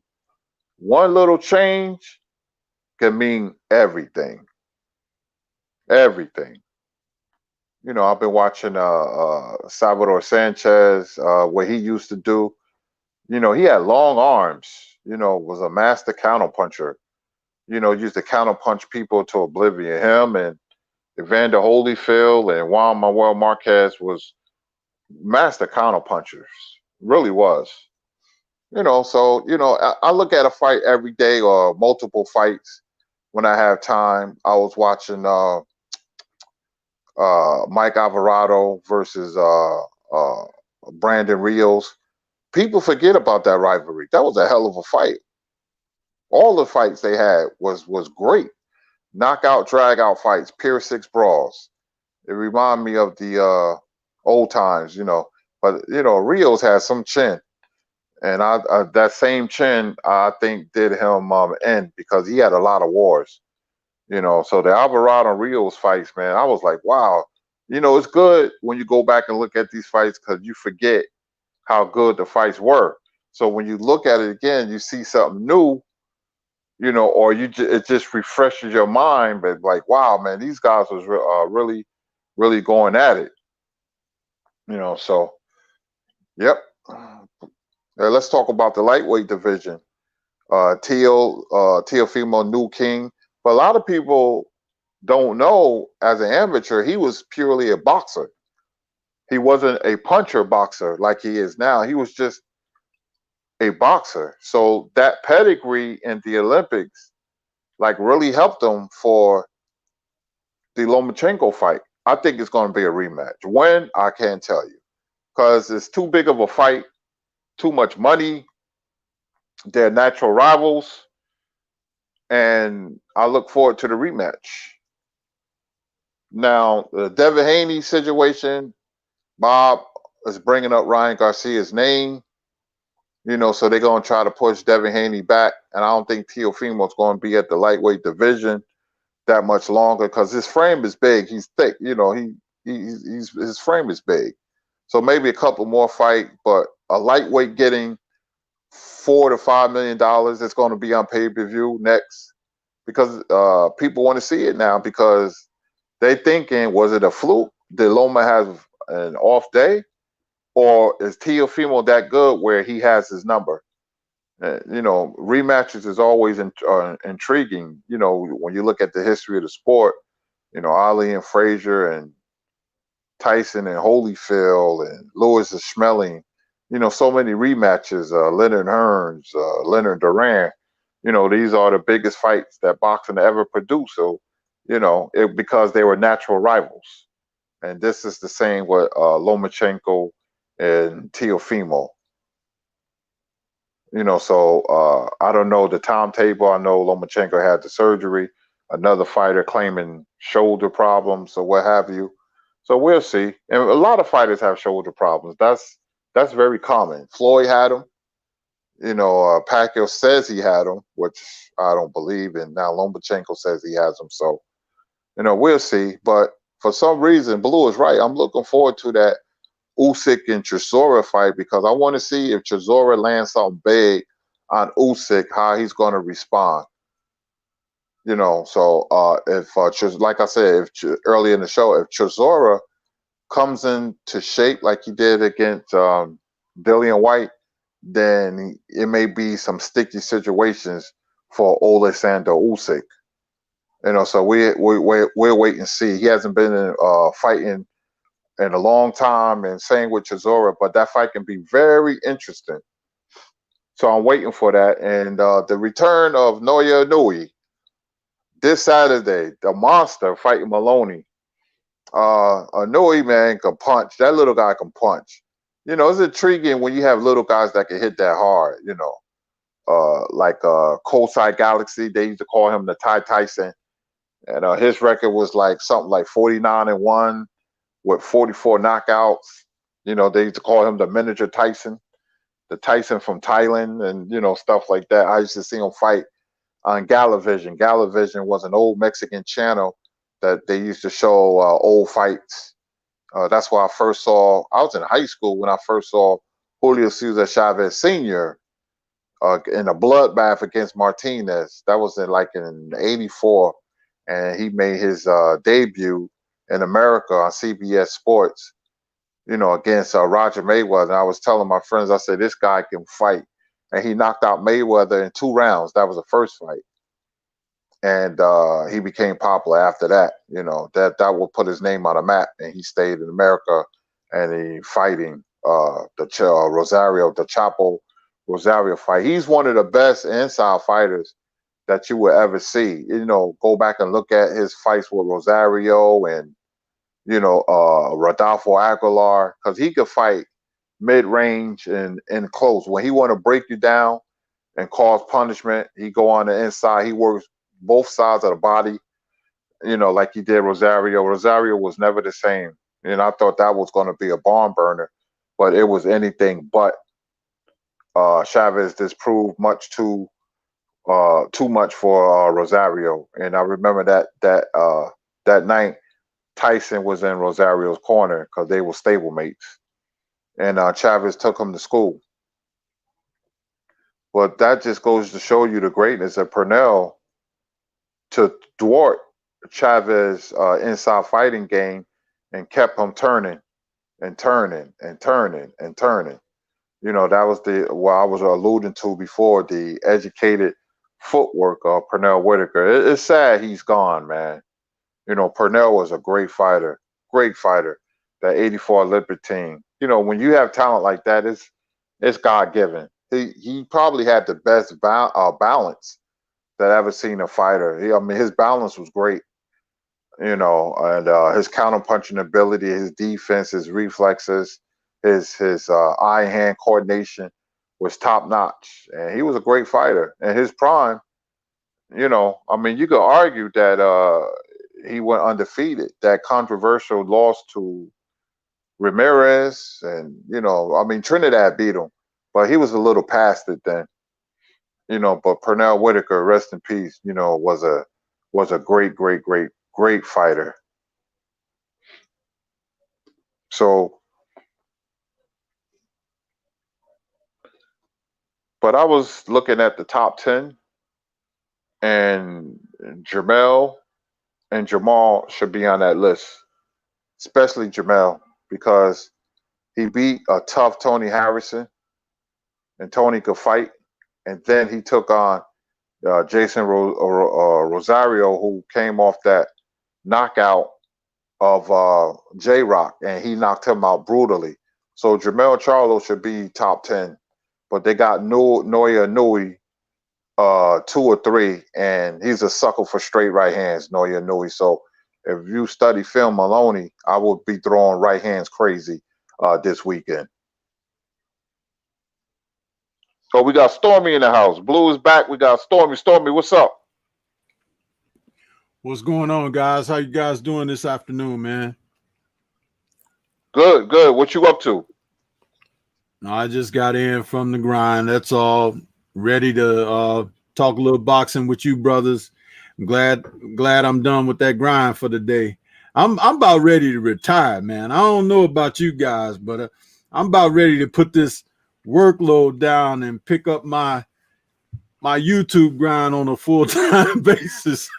Man, I retired in 2012, man. Work from home, and it's great. You know, Yeah.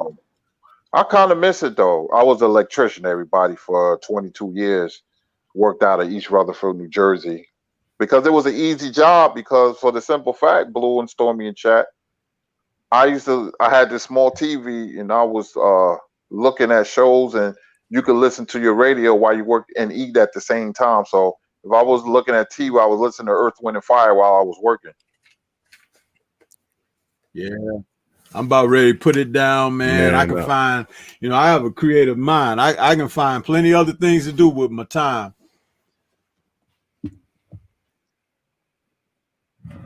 Yeah, man.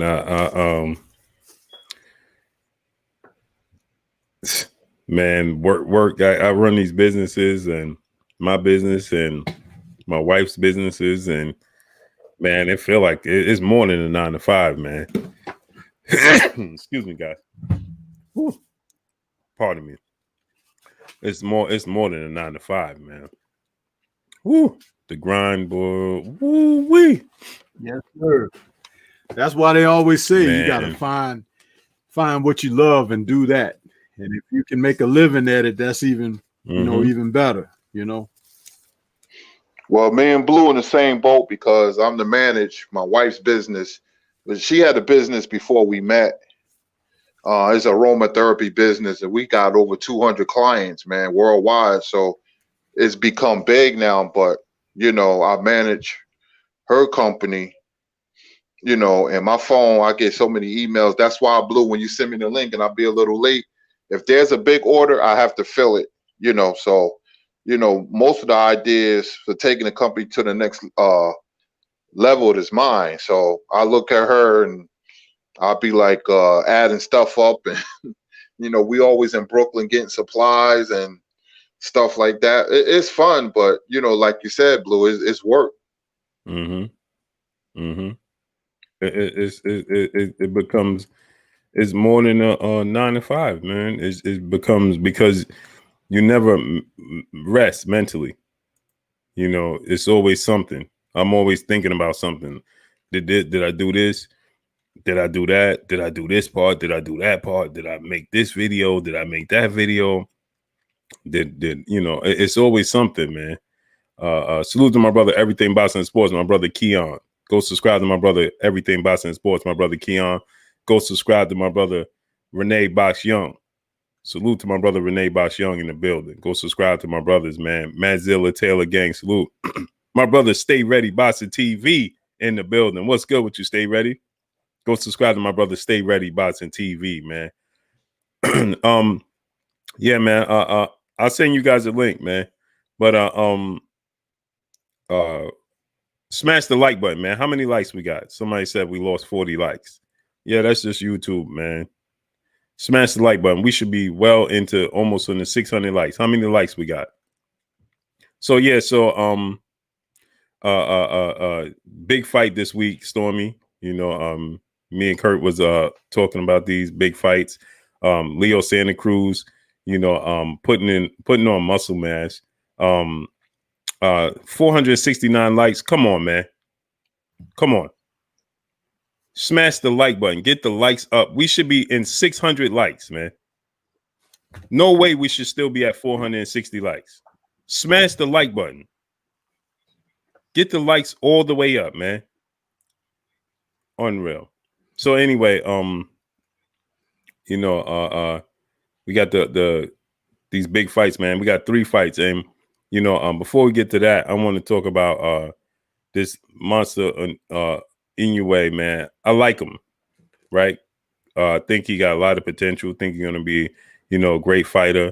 You know, but they're just overhyping him, in my opinion. You know, the fact that they have him top 3 pound for pound.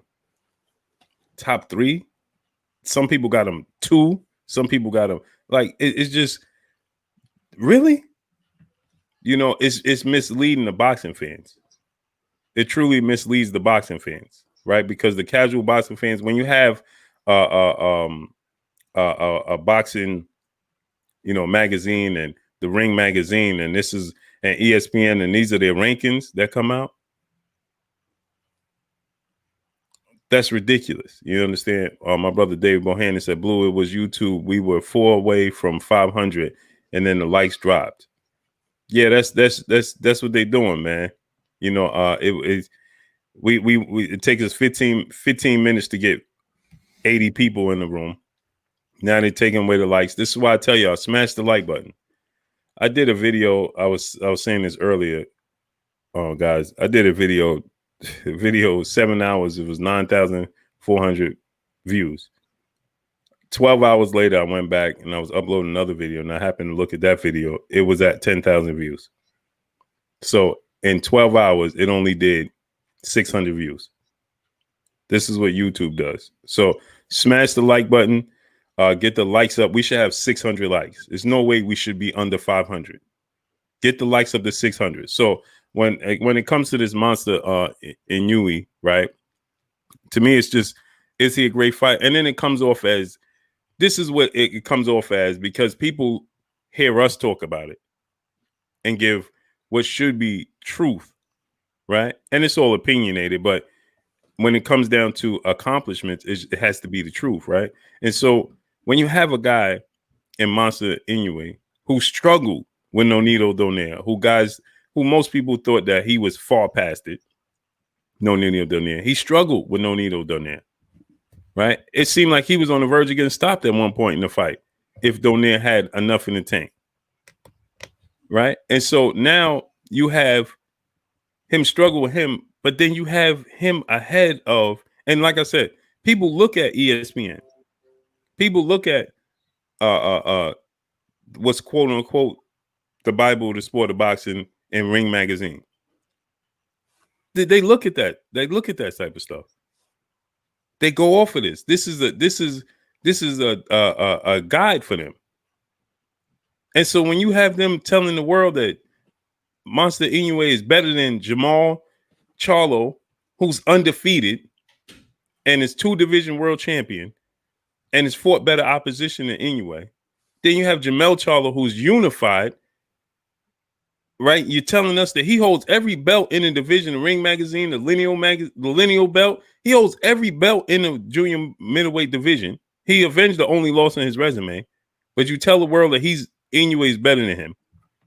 Then you tell the world he's better than Errol Spence, who's unified division, and it's not even possible. NATO Black Faculty Conversation, salute. MCTV, salute. It's not even possible that he could have a better resume than Errol Spence.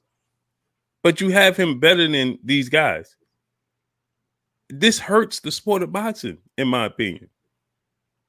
And yes, because people look to these, well, if ESPN said it, it's true. Or if Ring Magazine said it, then it's true. Jay Giles, salute. And they're misleading the fans by doing this. How could Jermell and Jamal and not even be on the top 10? How could they not be top 10 pound for pound? And I'll tell you, Blue, with what Jermell has accomplished over the past 2-3 years, he should be right up there in the top 3. I actually have him at number 1 right now because of his accomplishments over his last 3 fights and the way he wins. That alone is respect, but it's totally disrespectful to the men who really putting in the work that they don't even make a list, and you find reasons to give these little bitty dudes who nobody is really caring about. But that's not to be dismissive of them because they are professional fighters, but there is so much more that you can draw the attention to that's deservingly of the attention, and it's disgraceful. But thank God we have the community that we have, because we can shine the light on the truth, because this is what it's been forever. But until we really got social media to the degree of where we've been able to work it and then properly attack it on the fronts that it needs to be attacked, now you can actually see what's really going on. And now the pressure is on. You actually had Jose Suleiman come out recently and say, we need money. We want money. And, just lifting the lid on the nefarious dealings of the sport, where even the casual person that they come in and they tune in to this content right here, they can be schooled. Because remember that quote, right? The game is to be sold, not told, right? Well, we can still tell the truth in what we do when we provide the content that we provide. So thank God for that. You know what I mean? It's like you have remember, we used to have to, and Kurt talked about this many a times. We used to have to wait every 3 to 4 months to go get Boxing Illustrated or the Ring Magazine or KO magazines, where they were doing a quarterly release, right? And we had to wait to get that information, and we used to read those pages and everything. And so much happened in between the time that the publication came out that sometimes the news is really old. Well, now we got it 24/7, and we can give it to the people and give it to them honestly. You know what I mean? And so the more that we do that, and the more that we stick to our guns with that and turn the heat up, eventually the wheel will turn. But just like it took us a while to get to this point where we can talk about these things and expose it, it's going to take a little bit more time to get the people to understand what we're saying. Because remember, most people tune into boxing because they like somebody, right? But as I've recently begun to ring the bell and sound the bell for, is love the sport, not the individuals. The individuals will come and go, because they have eras, they have careers, and those careers come to an end, and someone else will replace them as the sport goes on and they get older and they, retire from the sport and everything. So you have to want what's best for the sport, because if you want what's best for the sport, that includes you as a person that tunes into the sport, as well as the participant of the sport. What you think, Kurt?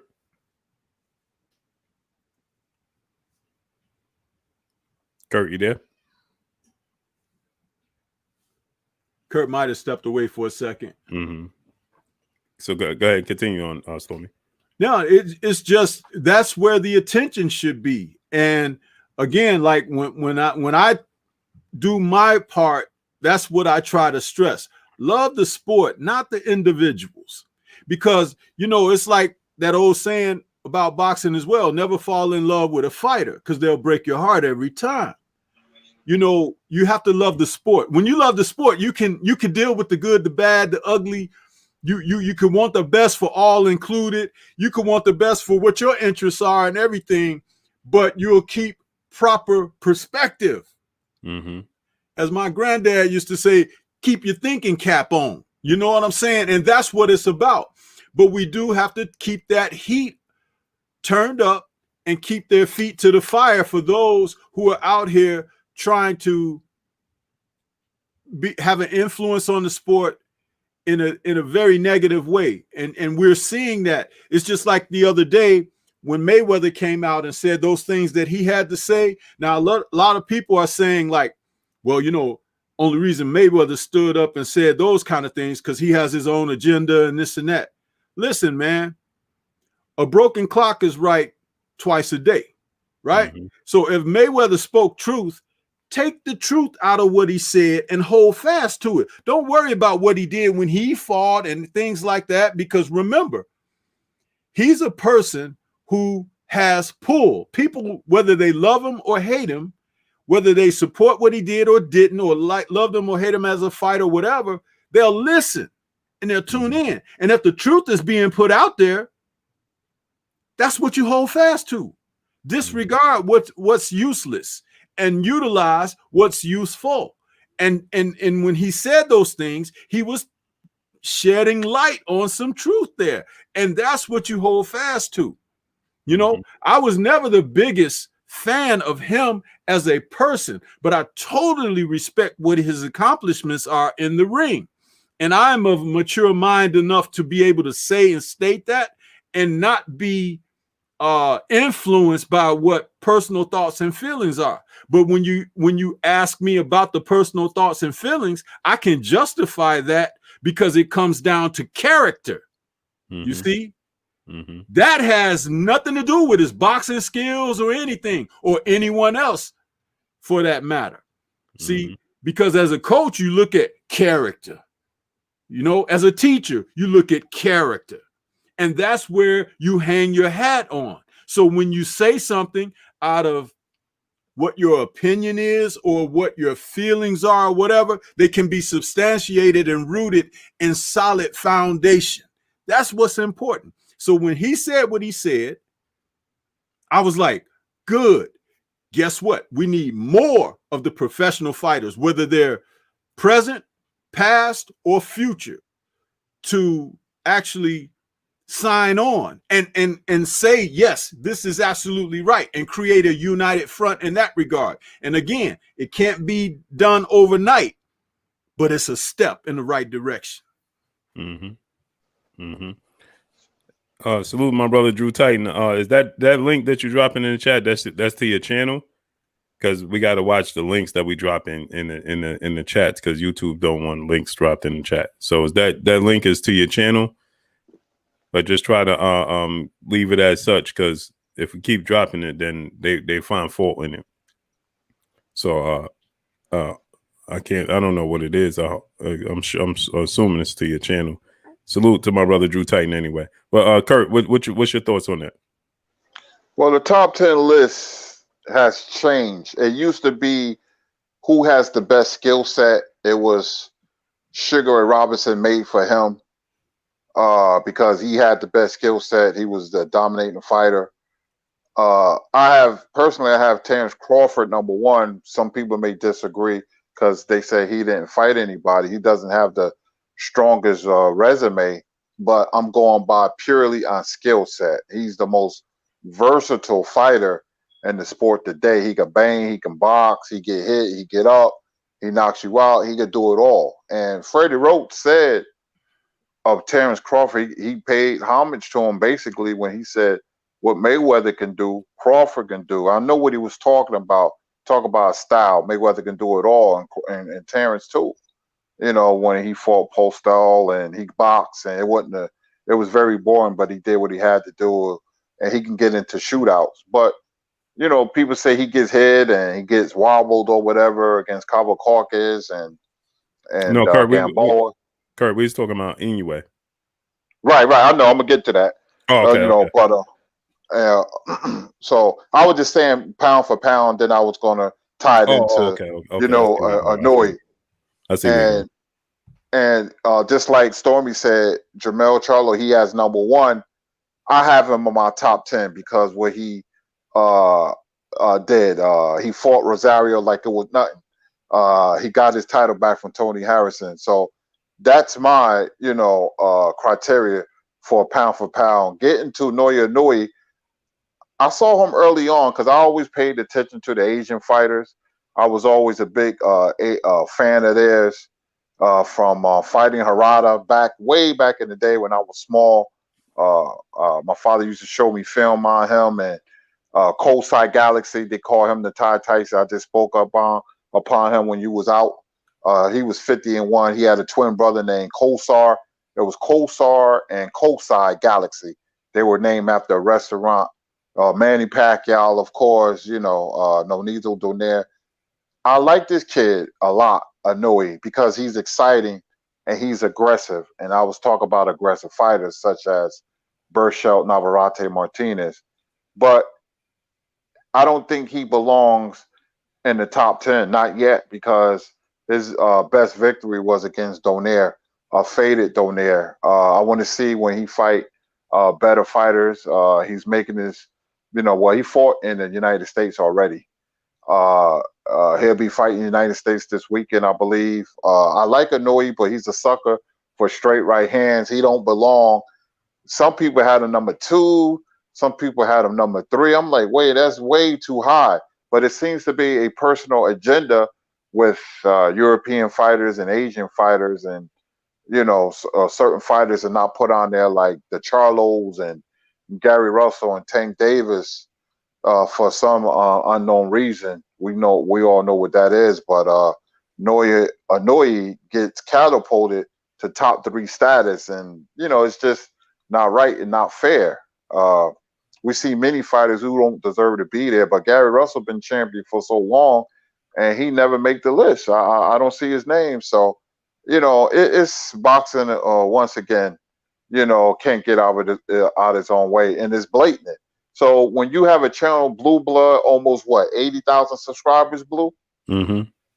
When you have a channel big, I mean, we done had Muhammad Ali wife on and Bob Arum. Those are legendary figures, iconic figures. And we done had so many fighters on, I forgot. When you have a platform this big, it monopolizes YouTube boxing, and we have become a force with other channels in the LDBC. You know, some people may not like it because of personal reasons, but like Stormy said, before you had to wait for a magazine and a couple of months, but it's 24/7 now. Be careful what you ask for, as my grandmother used to say, because you might get it. And I asked for more boxing, and I got it. We are here every day talking boxing. Every single day. Now it has dominated my thoughts, but Inoue doesn't belong in the top 3 or 5. I got him probably, if lucky, number 9, or not the list, because I want to see what he does. People jump the gun too easy. His defense is porous, but he hits really hard, and he's very exciting. Mm-hmm. Salute to John Boy Senior, the brother in the super chat. He said, "Big Brother Blue, sending my thanks out. We beat this virus. Salute to you, King John Boy. That's blessings to you. Blessings to you, John Boy Senior. Yeah, man, my brother." Hey, Blue, I want to add something else about that, you know, like the fabled pound for pound list. Hold on right? 1 second, Stormy. Salute. I'm sorry. No my brother G Al. Salute to my brother G Al in the building. What's good with you, King? How you feeling today? Happy Monday to you. Chris Garcia, salute. Miguel Robles, salute. Go ahead, Stormy. Yeah, for those who you know, have a certain feeling, like they feel like, we'll put our favorite fighters on a pound for pound list or whatever. I have a certain way I'm going to address that on my Friday night shows now, like at least once a month. But take this for example. How can you put a guy like Monster Inoue on a pound for pound list? Remember, that's kind of a weight class that nobody really watches, right? Or whatever. Like I said, no disrespect. He's a professional fighter. But this shows you how I'm looking at the sport. Where's Artur Beterbiev? That guy's 15-0 with 15 knockouts, and he brutalizes guys. And what weight does he fight at? So if you want to be respectful of the participants of the sport, you have to acknowledge what's really happening out there. Didn't he just beat Gavaskit into submission? And he was supposed to fight this October, actually, but he suffered a injury in training. So he won't be able to come back until the first of next year.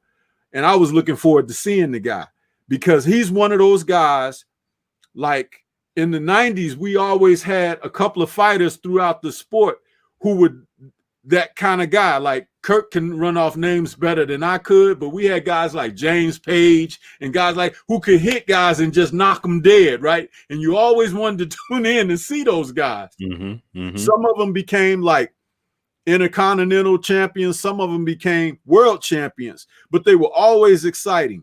Julian Jackson was kind of of that ilk as well. You knew when he went out there, he was going to take somebody out. And then when he started fighting the guys that were at the top of the class, he was either going to take them out or they were going to take him out. Exactly. You know what I'm saying? And you tune into those fighters because that kind of heat drives the sport. So where's Artur Beterbiev on the pound for pound list? He brings it every fight. And he's the kind of fighter that I like to see because, my goodness, he will knock you dead with the left or the right. Gavaskit was over there trying to quit, and Teddy Atlas was giving him one of those soliloquies, about being fireman and this and that. And Gavaskit was like, man, to hell with what you're talking about. I don't want to go back out there. Beterbiev was beating him and beating on him. He was I kind of called him like the George Foreman of that division because that's how he brought it, or brings it. So that's the guy I look forward to. And this is what we're talking about here. You gotta be dialed in to know exactly what you're looking at. You know what I'm saying? And I want to one up that, right? If you're gonna have Tyson Fury at number 10 on these lists, then why Anthony Joshua's not on the list? Because he's 2-time unified heavyweight world champion. He avenged the loss. Why isn't he on the list? If you're going to put a heavyweight on there, right? And if you keep Lomachenko on there, then why Deontay Wilder not on the list? This list was created for non-heavyweights. They find a way to put heavyweights on the list, but then they only want to honor one heavyweight at a time. So first of all, the list is not even supposed to include heavyweights. But okay, if you're going to include them, you only put one heavyweight on the list and put him at number 10. We understand this, right? As the heavyweight division goes, so goes the sport of boxing. They carry the sport of boxing, right? So if you're going to open up the list of heavyweights, if you're going to put Tyson Fury in the list, then he got to be at number 1. Because there is nobody that could be on the list that could beat Tyson Fury. Then if we're going to honor him, then he could beat everybody on the list. He could beat everybody in the sport of boxing. So if we're going to put him, how's Tyson Fury at number 10? These are the little tricks that they play that people don't understand. How could he possibly be at number 10 then? If you're the best fighter in the world, then it got to be Tyson Fury because nobody can. If Deontay Wilder can't beat Tyson Fury, then nobody in boxing could beat Tyson Fury. Nobody, from the heavyweight to the smallest guy in the sport of boxing. You can't put nobody in the ring to beat him. And then number 2, you can't put nobody in the ring to beat Deontay Wilder. And at 3 or 2, Joshua or Wilder 3, if you want to put the heavyweights in there, then nobody can compete with them at all. But the only people that compete with them is themselves. So don't include them in. These are the little things that they do, you know, just to, we got to put Tyson Fury on there because you understand they make so much noise. So they included Tyson Fury. He shouldn't be included. But see, then you get the casual fans that's going to be like, well, wait a minute, because the casual fans don't understand why this list was created for Sugar Ray Robinson to begin with. So then they're going to look at this list and say, well, where's Tyson Fury then? You see, so these are the things that these are the little things that they do. And it's not possible. So I see my brother Lawrence Williams said, Monster Inoue, he beat 2 Hall of Famers on his resume. Here's the thing. Errol Spencer's beaten 3 Hall of Famers. And going into his 4th one. You see what I'm saying? 3. So Monster shouldn't be ahead of Errol Spence at all whatsoever. And if we go off you know, that, if they're going to use that as a barometer, then how many Hall of Famers did Terrence Crawford beat? None. None. Has Terrence Crawford beaten a Hall of Famer, guys? Kurt? No, but if Amir Khan, who shouldn't get in, Arturo Gaddy's in the Hall of Fame, so they're liable to put anybody in the Hall of Fame. And even again, boy, Hall of Fame should be, you know, about special fighters. But now everything has changed. Even we talk about the top 10 pound for pound. My personal opinion, I will look at a guy's skill set, and I know where to place him. But it has changed over the years because now we're injecting resume, and it was never like that. But as the time goes on, you know, things change. That's life itself, I guess. But you know, I'm just going by Crawford. He may not beat Spence. I got him beat Spence, but he may not. Let's see what happens December 5th. But skill set, Inoue doesn't have top 3 skill sets, or you know, what have you. Even though he beat a couple of people, you know, it's just different now. It's just different, you know, pound for pound. I will put Jamel high because who he beat, and he has a great skill set. He don't get enough credit. Jamel can fight. He can fight. Jamel can bang. He can box. He's aggressive. He's always in shape. Jamel can bring the heat. I like Jamel, and I like his mindset. And my thing is this, right? Who has Monster Inoue beat? Or Terrence Crawford, for that matter, better than Sergey Derevyanchenko for Jamal? Who have they beat? Who have they beaten better than Julian J. Rock Williams for Jamal? Who have they beaten better than Austin Trout for Jamal? And if this is the case, then why isn't Guillermo Rigondeaux back on the list? Because if we're gonna give credit for beating Donaire, and Guillermo Rigondeaux beat him at the height of his career. Tony Harrison. I know. I'm just talking. I'm talking about Jamal. Oh, okay. Yeah. Right. Well, we know what Jamel did. It's no question, Jamel. Jamel is my man. I don't care if people say Stormy carrying pom-poms for Jamel. He has shown me something, man. I'm telling you. Jamel has literally cleaned out the 54-pound division. He has shown me something. Because he done beat the man that beat the man that beat the man that beat the man. Yep. And the junior middleweight is a pool of sharks. Now, I know Inoue well. I know he beat Emmanuel Rodriguez and Juan Carlos Payano, but people don't pay attention to smaller weight divisions. It doesn't, it doesn't carry weight. No pun intended. It doesn't carry weight. Like if he was a middleweight or a heavyweight or a welterweight or a lightweight, then people would take him more seriously because those are the divisions that have high profile visibility or, history. Those divisions. But a bantamweight or featherweight, you're not going to get that love. Salvador Sanchez had to be great with a capital G just to get some love because of the division he fought in.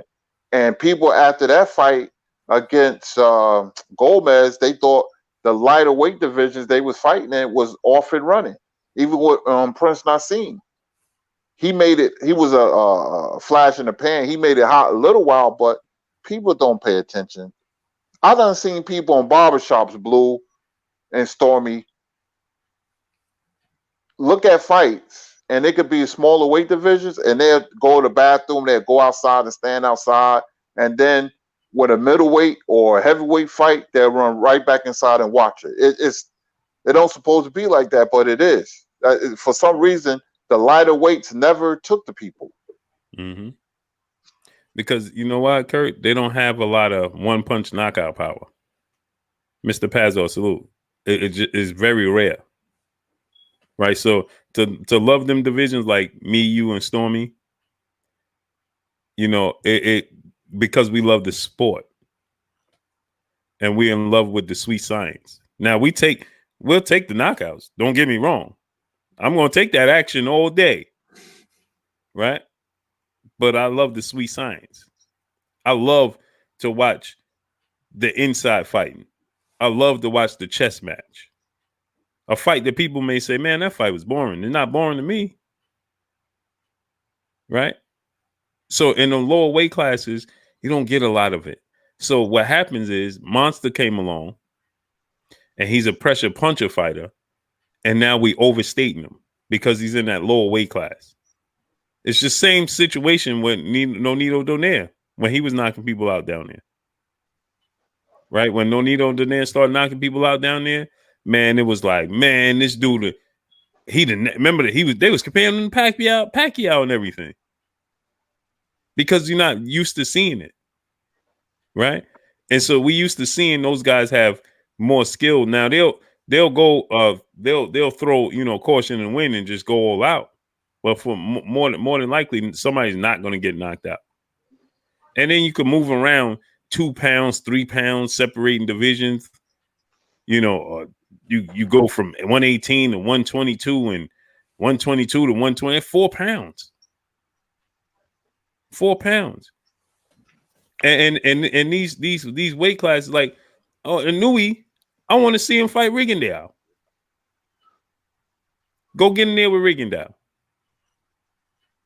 Let me see, because you struggle with Donaire. He struggled with Donaire. Now I want to see him in there with Rigondeaux. Let me see you in there with a slick boxer, where he gonna nullify your power. Because he gonna nullify his power, but he gonna return power as well, and he gonna make it a boring fight. He gonna use your aggression against you. So that's why I want to see, you know, and then move up, right? So you know, but come on. The risk that Jermell Charlo take every time he get in the ring with the guys that he fighting is nothing like the risk. Now, again, don't get me wrong. Every time each and every one of them step in the ring, step through the ropes, they're risking it. They're risking it all. But what I'm saying is, amongst their peers, Jermell Charlo is risking more every time. His risk is greater than Inoue's risk when he stepped in the ring. He's stepping in there with a guy that absolutely could put his lights out one punch, and he could be a natural puncher, a natural pure boxer like Tony Harrison. But don't think for a second Tony Harrison can't put you out in a blink of an eye, because he can. It's just that his caution, because he know you could put him out in a blink of an eye, he goes with the sweet science approach. But look, Tony Harrison, a lot of people thought was winning the second fight. He made a mistake, and he never recovered. Jermell said, you make a mistake, you got to pay. He made him pay over. Look how Jermell made Erickson Lubin pay for that slight mistake he made. Dipped his head to the wrong side, and that was good night, Irene. And that's when a fighter is, you know, a fighter is sharp. You know, everything he did, even when he fought Banana, he was able to hit him with shots. But notice, every shot that hurt Banana was a different type of shot. You know how you can see fighters and they throw shots and it's like, oh, you got to watch that right hand. Oh, you got to watch that left hook. He hit that guy 3 different ways and hurt him. And then if you really want to count a fourth, the punch that put him down and out, that straight shotgun jab to the pit of the stomach, that's a fourth shot. that he threw. In all different ways, going backwards, going forward, right? Throwing a hook, going backward. See, that's again, the higher weight class you move up, the more the risk is. Because the bigger the guy, the more the power he possesses. It's just one punch knockout power is on display until you get to that heavyweight division where it's really on display. Right? Salute to Trina in the super chat. She said, I'm no boxing expert, but the pound for pound list should be for the boxer's body of work and who they did it against, in my opinion. That's 1,000% correct. That's 1,000% correct. But it don't work that way. Smash the like button. Let's get the likes of 650. Box fans, salute. Dahlia Internet said 563. Let's get the likes to 650, my peoples. Yeah, that's where it should be. That's what it should be, Trina. That's what we should be talking about. But instead, they have these like Kurt said, they're personal agendas, like Stormy said, personal agendas, right? And they're out there just telling you instead of them they're telling you out their personal opinion who you should watch and who's the best, opposed to, like Trina said, their body of work should be their resume. Their resume and their body of work should speak for itself.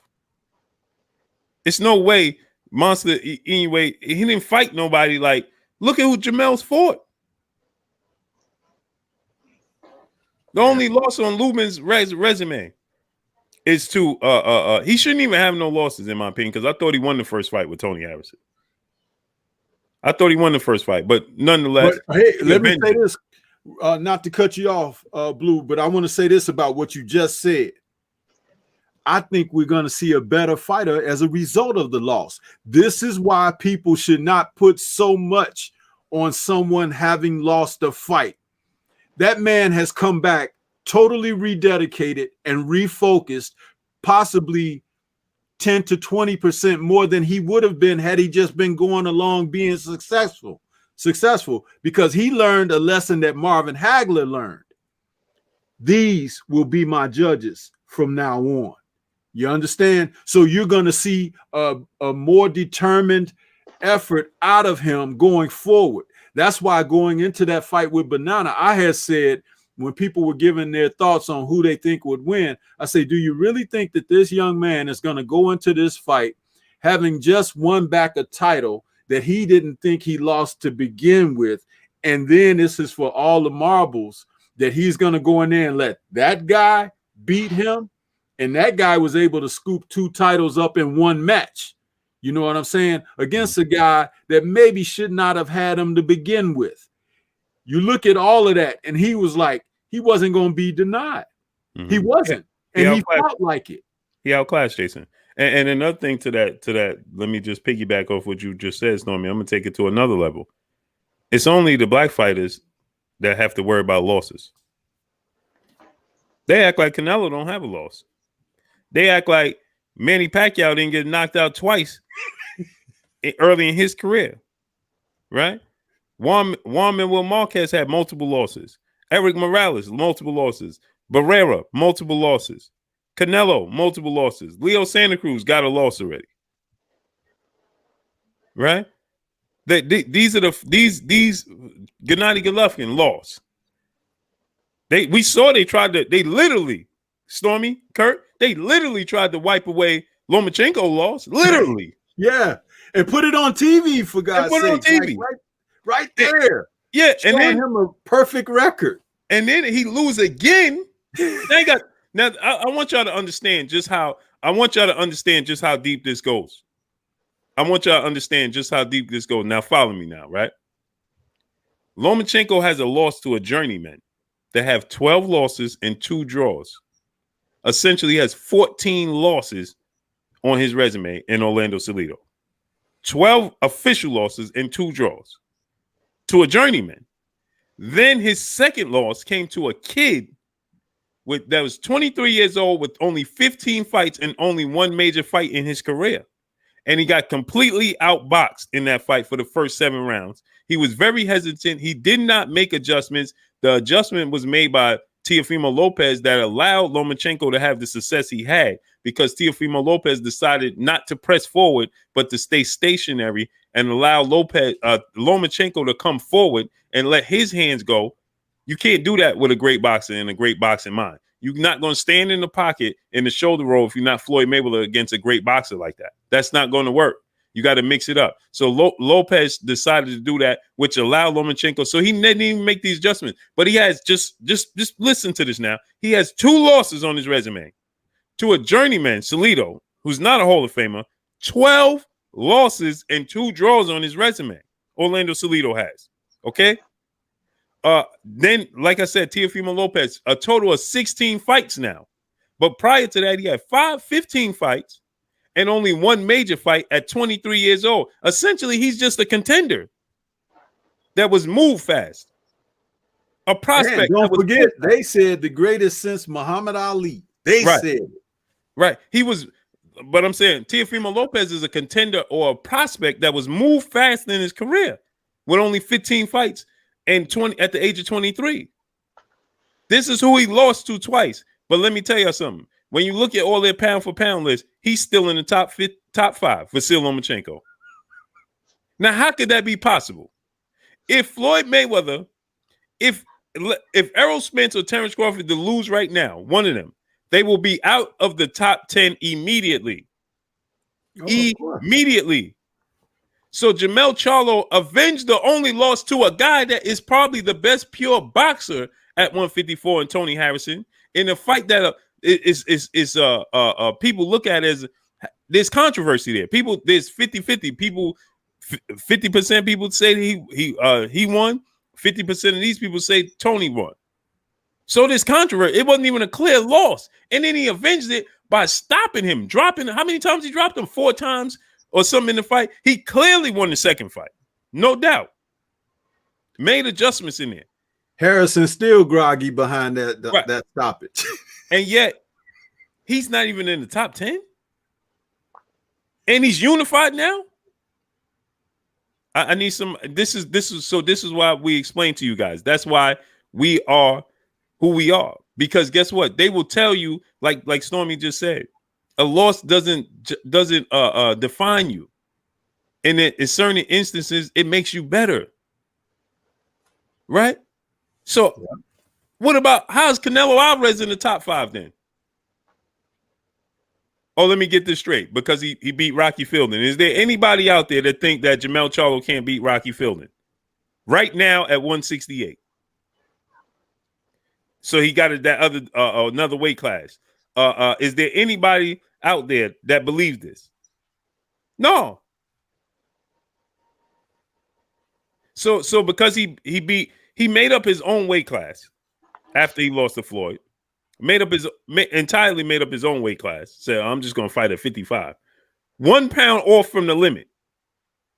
Nobody felt that they should enforce the rules and say, hey, bro, you're going to have to lose this 1 pound. 1 pound. This is how much Canelo said, no, you know what? I'm going to fight in my own weight class at 155. 1 pound removed from the 154 limit. Isn't that amazing? And nobody thought to say, hey, man, somebody got to enforce the rules here. Okay, so then, I mean, like, it's blatantly obvious what's going on here. And that's why we absolutely must, shed light on these situations like Stormy said. This is what we must do. Because this can't happen. This can't happen. There's no way they could be allowed. This is why we need y'all. When I say smash the like button and get the likes up, and when the other brothers say smash the like button, because we need this to be out there. And you know what else, Blue? Mm-hmm. This is the boxing world. See, back then, like Burt Sugar and Art Rush Jr. and Bill Gallo and Hank Kaplan, they were true historians because they were so unbiased. But if you notice today, people like Steve Kim and Dan Raphael, and I'm going to go ahead and say they hate black fighters. They hate black fighters. And the top 10 rankings and what they say about them. And, when Spence got in a car crash, there was no sympathy for Spence. They was trying to demonize him. And that's the number one rule. Demonize the melanated fighters. I mean, that's what it is. That's how they think, and that's their mentality. I done seen not only the fighters in the game has changed, but boxing writers. These boxing writers don't know nothing about boxing. I don't respect them as boxing writers. I know more than all of them put together. They don't know. So they have personal preferences and bias, towards certain fighters. In New York, hey, Blue, do you know Tony Page? Mm-hmm. Mm-hmm. Now, Tony Page, he's a boxing guy. He used to be a boxing announcer on MSG, Madison Square Garden, a local channel, New York and New Jersey region. Every night when that Manny Pacquiao Mayweather fight was made, this guy used to have shows dedicated to Mayweather losing. He was going to have a celebration. Mm-hmm. And then when it didn't happen, he was so dejected. Tony Page, he used to root so hard against Mayweather. And you don't supposed to show biases, but they do. Mm-hmm. That's the new boxing writer. Mm-hmm. And it's one thing, like you said, Kurt, it's one thing as we all fans of the sport. That's why we here. Whether we journalists, whether we boxing pundits, whether we historians, whether we just simply fans. Or not all, but the participants, right? Some of the boxers. You're a fan of the sport. So it's going to be natural that you're going to favor one guy. But when you just clearly don't want to give a guy credit, it's abundantly clear they have no interest in giving the Charlos any credit.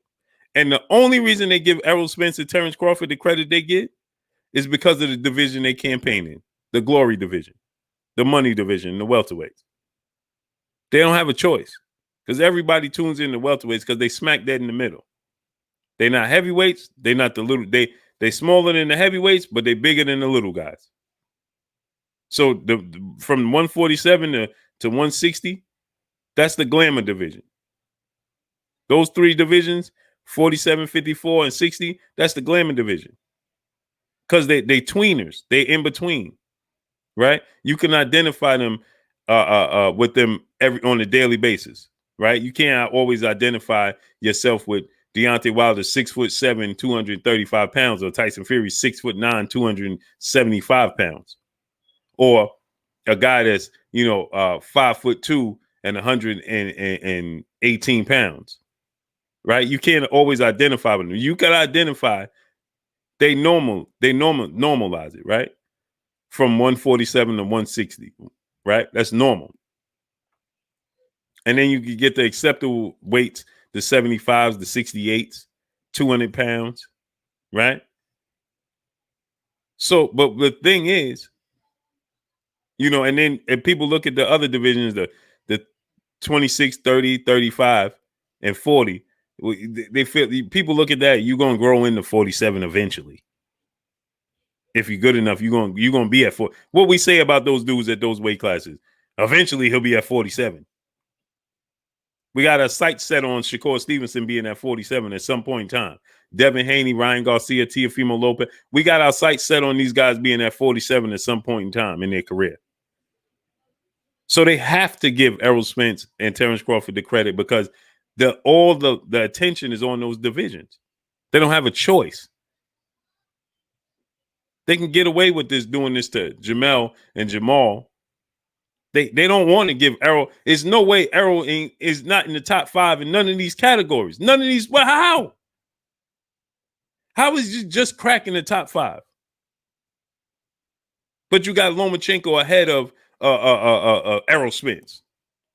And Teddy Atlas, he got Vasyl Lomachenko ahead of Teofimo Lopez. How?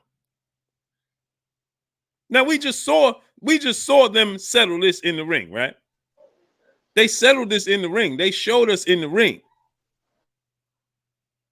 They settled this for us in the ring. There is no doubt, right, that Teofimo Lopez is better than Lomachenko because they settled it in the ring. But Teddy Atlas still tells the world, well, no, he's still better than Vasyl Lomachenko. So I guess it was just he just had a bad night. So I likened it in my video when I made that about Teddy Atlas saying that. And Teddy Atlas is a historian. This is the irresponsibility on the parts of these guys. Teddy Atlas knows better than this. So I liken it to this. This is the comparison I gave. Imagine winning the Super Bowl. The 49ers and the Chiefs just played in the Super Bowl, right? Imagine the Chiefs beat the 49ers, but you give the 49ers the Super Bowl trophy and say, well, they still a better team and just had a bad night. Imagine that the Lakers just beat the Heat, but imagine somebody giving the Heat the trophy and saying, well, the Heat just had a bad night. They the better team. They just had a bad night. Imagine that.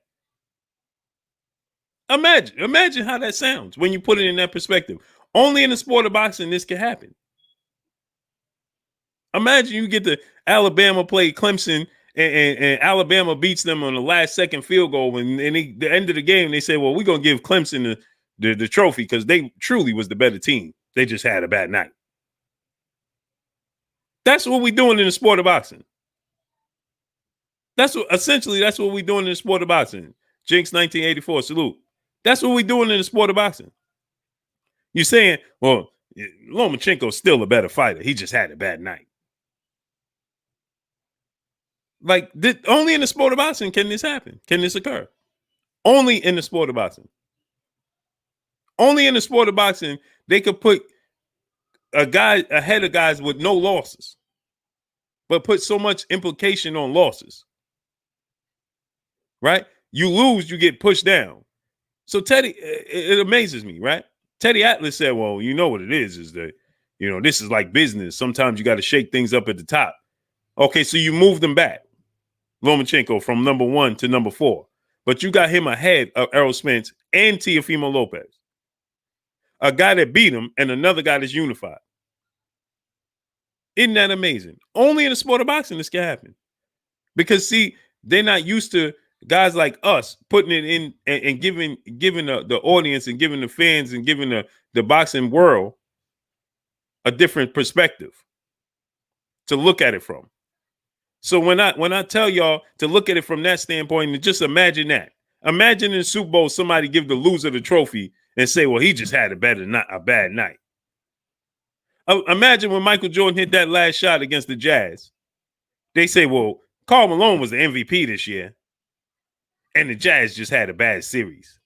So we're going to give them the trophy. Imagine that. Imagine that. Only in the sport of boxing, this can happen. Only. Let's reverse it a little bit. Imagine they put up the Bulls. So what they did was they put up Lomachenko resume on ESPN and all platforms. The biggest sporting platform, they don't make those kind of mistakes. They just tried it to see who would catch on and who wouldn't. They got away with it because, believe me, there were some people, casual fans that think that Lomachenko was undefeated. But let's just look at it from this standpoint, right? Imagine we reverse it, right? Imagine we reverse it. Imagine they put up the Chicago Bulls, put up Jordan. They had the documentary. Imagine they put up there Jordan was 5-1 in the championships. You think they make that mistake? Imagine that. Instead of him being 6-0, imagine they put up he was 5-1 in the championships. Now, when you put it in that perspective, right? That sounds ridiculous, doesn't it? When you look at it from that standpoint, it sounds really ridiculous. And see, they're not used to us shedding this type of light on these types of situations. They used to being able to do this in the sport of boxing and getting away with it. That's what they used to doing. They're not used to us addressing these things. They're not used to that. They're not used to it. Errol Spence has defeated Sean Porter's a Hall of Famer. Mikey Garcia is a Hall of Famer. Right? Lamont Peterson might get in the Hall of Fame. He might get in there. Right? Kell Brook, maybe he beats Terrence Crawford. Maybe he gets in the Hall of Fame, right? Who knows? He definitely going in the Hall of Fame in the UK, Kell Brook, right? So these are the guys. Errol Spencer's fighting another Hall of Famer and Danny Garcia. There's no doubt Danny Garcia is going into the Hall of Fame with his resume. Is there any doubt, guys, that Errol Spence is going into Danny Garcia is going to the Hall of Fame? Hold on, before y'all get to that. My brother G. Al dropped that half a hundo on your boy Blue in the super chat. He said the welterweight division is stacked, but the way they fighters are being ranked has become very bizarre. The franchise champs and all is just boxing sci-fi. They are ruining the sport. Real rankings should be based on fighters, not belts. That's a fact. Salute to my brother G. Al. Salute to my brother G. Al. 3 times over, man. In the super chat, always come through showing love and holding down your boy Blue. But guys,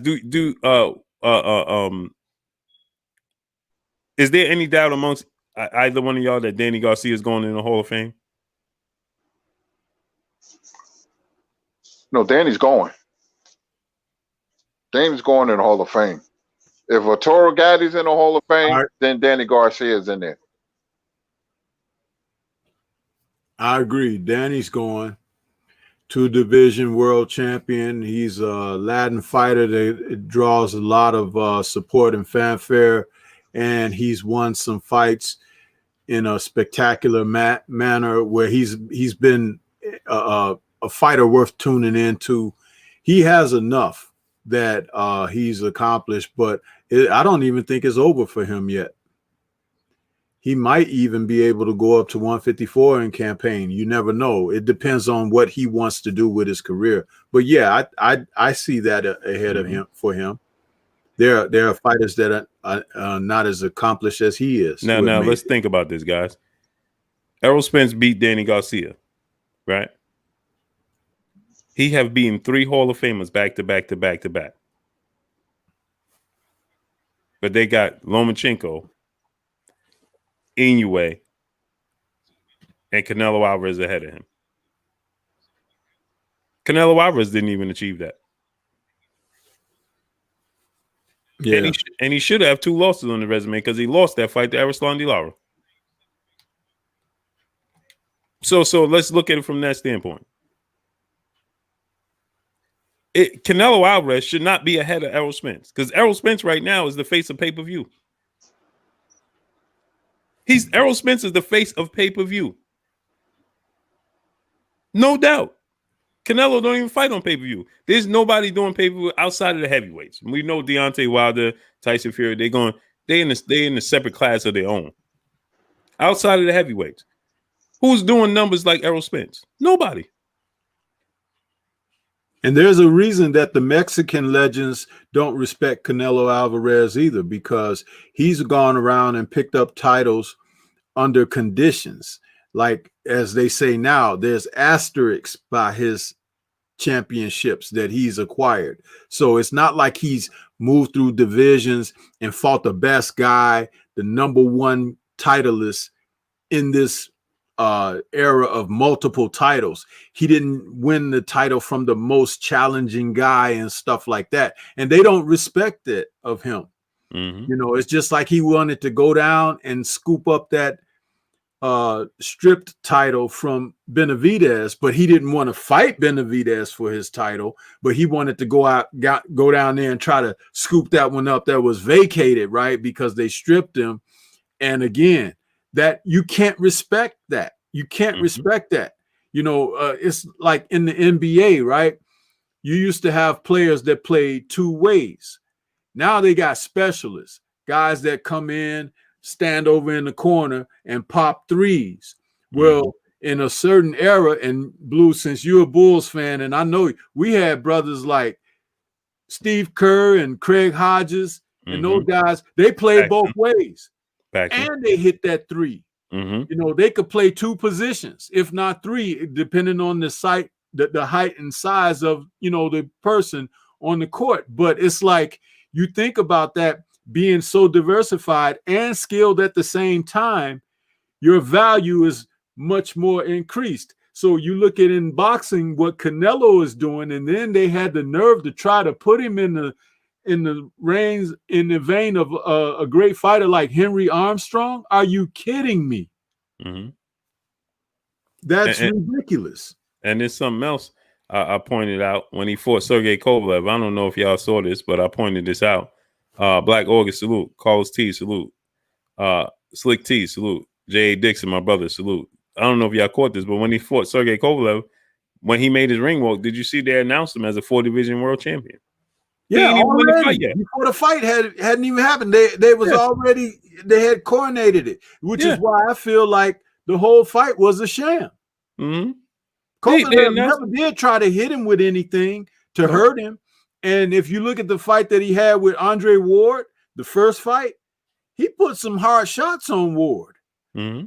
That right hand that put Ward down was a hell of a right hand. He never threw anything like that at Canelo. Never.